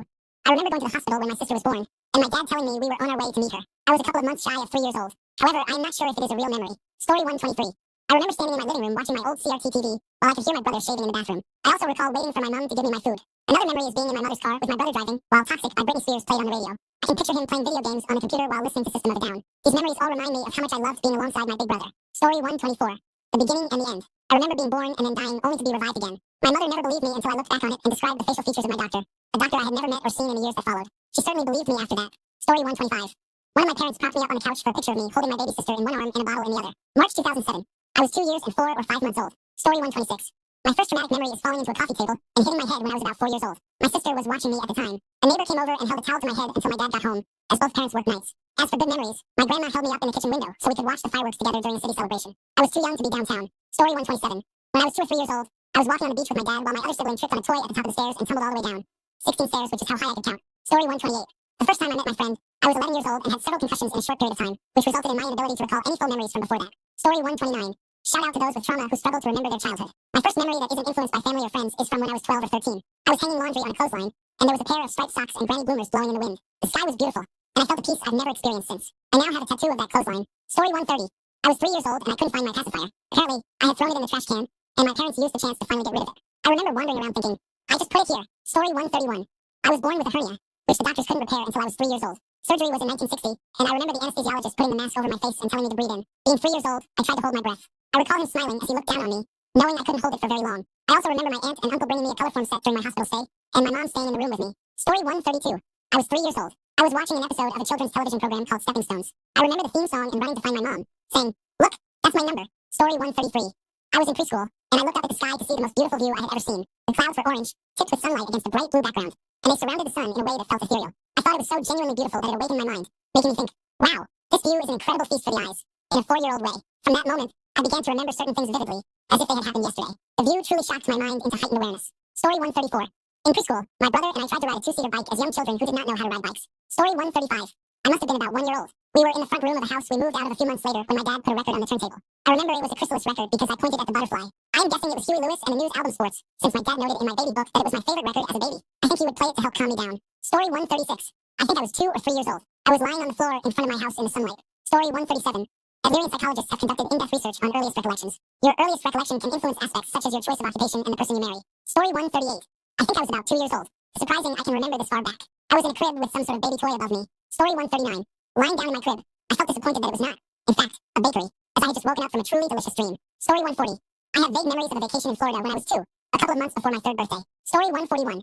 Being carried into Walmart in my baby carrier. I was 5 months old. This was a few months before they changed to their 2008 logo, which is why I stylized it as Walmart and not Walmart. Story 142. Sitting on my grandfather's lap while he played the piano. I was about 20 months old according to my mother. Story 143. May 5th. Looking out the window of my bedroom at the sun, either rising or setting, feels surreal when I think about it. That was over 42 years ago. Story 144. I was 4 years old in kindergarten when a handyman working near our playhouse hit his head on a sharp corner. There was blood everywhere. I remember panicking and running to get help. The ambulance arrived quickly. Before they took him away, he knelt down, gave me a hug, and said thank you. Kevin, if you're out there, I still remember you. Story 145. Watching a record spin on the record player while staring at the album cover of Night Flight to Venus by Boney M. I must have been 2 or 3 years old and loved watching it spin and listening to the songs. Story 146. 3 years old in a gas station parking lot, freezing in a onesie. I don't know why it's so heavy in my head. Story 147. I remember stepping on a stool to open the silverware drawer to look for my Mickey Mouse spoon. I was not pleased when it wasn't in there. My parents confirmed the story later in life. Story 148. Not sure if it was a scene from The Lord of the Rings or the original Star Wars saga. I was probably around 3 years old. Story 149. At 2 years old, I remember pretending I was Meowth, scratching my uncle's face as he picked me up. He passed away shortly after my 3rd birthday, but he was a core member of my family's life. This is the only memory I have of him, and I cherish it for that reason. Story 150. A 3-year-old me applying almost a whole container of lotion all over my body, even on top of my clothes. Story 151. I can remember being in a stroller. The actual memories of what happened are too vague, but I can distinctly recall what the stroller was like and its shape around me. Story 152. I was 3 years old, sitting by my bedroom door, shoving a penny into my mouth and spitting it back out over and over again until I accidentally swallowed it. My next memory is being taken away from my parents in the hospital and being put to sleep. Story 153. I was crying so hard, next to my brother on my left, looking out the window because my dad had just left the house, and my parents had separated. I was 3. My brother was 7. We were both very upset, and my mom must have been distraught, trying to keep us from crying even harder while dealing with the divorce. This is certainly not the best memory, though it might not even be the worst. Story 154. I was bathed in my grandma's sink and played with the cat. I told my mom this, and she said I was 18 months old at the time. I remember that the cat seemed massive to me, and I could only crawl after it. Story 155. I would hide under my bed and watch the feed pass. I didn't want to come out. When I was about 1.5 years old, my brother died and was buried. I didn't want to die or be buried. That was my memory and fear. Story 156. My mom was slammed to the floor by my little brother's dad. Then we locked ourselves in the bedroom and climbed out the bathroom window, with me handing my infant brother out first. On the other side of the trailer, My older brother climbed out of his bedroom window with a box of his kittens. I was 6 years old, and my brothers were 6 months and 14 years old. Story 157. I remember running after my mother as she left for police training. It was residential, and I was probably 2. I had a long, off-white, knotted piece of a blanket that I particularly favored trailing behind me. I loved my mother so much and didn't want her to leave. My dad was pretty violent, and I was afraid to be left with him. Story 158. A child kicked over my sandcastle when we lived in Italy. I must have been about 3 or 4 years old. I don't remember much else. The Colosseum? No. The Vatican? No. Literally being inside Mount Vesuvius? No. A naked child? Yes. Sigh. Story 159. One of my first memories was when I was about 4, almost 5. I watched the planes hit the towers on television. It was a shocking way to become aware of my own consciousness. Luckily, I didn't fully understand what I was witnessing. Story 160. I was 2.5 years old, according to my mom. I had chickenpox, and I remember being in a playpen while my mom handed me a coloring book and a box of crayons. Story 161. I was 3 years old when my preschool teachers became concerned, and my parents came to pick me up early. I held onto this memory for a long time before realizing that I was recalling the events of September 11th from a toddler's perspective. I was nowhere near New York City, but still in America. Story 162. I don't remember how old I was, but my first word was apple, and I recall the moment I said it to my mom. We were at my grandmother's house, and my mom was sitting with a few of my older cousins in the dining area. There was a line of plastic fruit hanging from the doorway, and the bottom one was an apple. I pointed at it and said, "Apple." Everyone approved. Then I pointed at the next fruit in the line. Childcare lessons, something girls had to do in the 1970s along with cooking, while the boys did woodworking. Story 71. It was my 3rd birthday. I said something that I can't remember, and everybody laughed. I thought they were laughing at me, so I cried. My mom tried to help me understand, but when I am embarrassed, there's no helping that, even now. Story 72. I distinctly remember my mom telling our babysitter that we had a sister on the way. I think I was around 3 years old. I should know the answer to that better. Story 73. About one in a baby cart seeing the tree branches with the sky. I knew that I was on the way to the park. Story 74. I remember sitting in my crib, looking up at some framed artwork in my bedroom. It was a picture of little kids with chubby cheeks, very reminiscent of the 1950s. I remember the rails in the crib. Story 75. I think I was about 1 year old and I couldn't see very far, so I don't really know how old I was, maybe younger. There were 2 photos taken during the shoot. In the first photo, my dad picked me up and said things like, "Ah, my sweet baby girl." But the only thing I could think was, "Ah, that's my dad," or something similar. And then I thought, not the beard. Oh no, not the beard. It hurt, because my dad loved to rub his beard on my head. He wanted me to have thick and abundant hair. I think he got what he wanted, and then I saw a flash of light. It was for a photo. I still have those photos too. In the second photo, I was in a basket filled with stuffed animals. The lady taking photos got annoyed because I kept moving. I wanted a specific toy. My mom told her, "What do you expect? She is a baby. That's what babies do."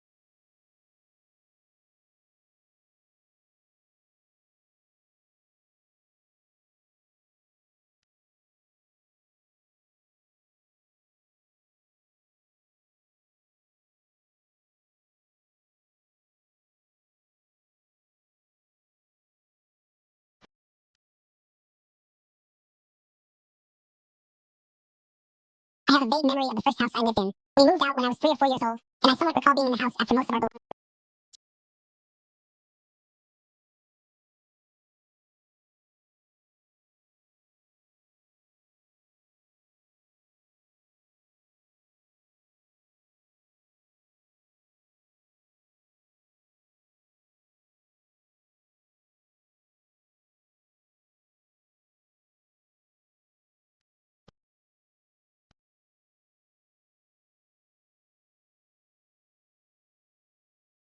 Strange memory to recall so vividly. Story 87.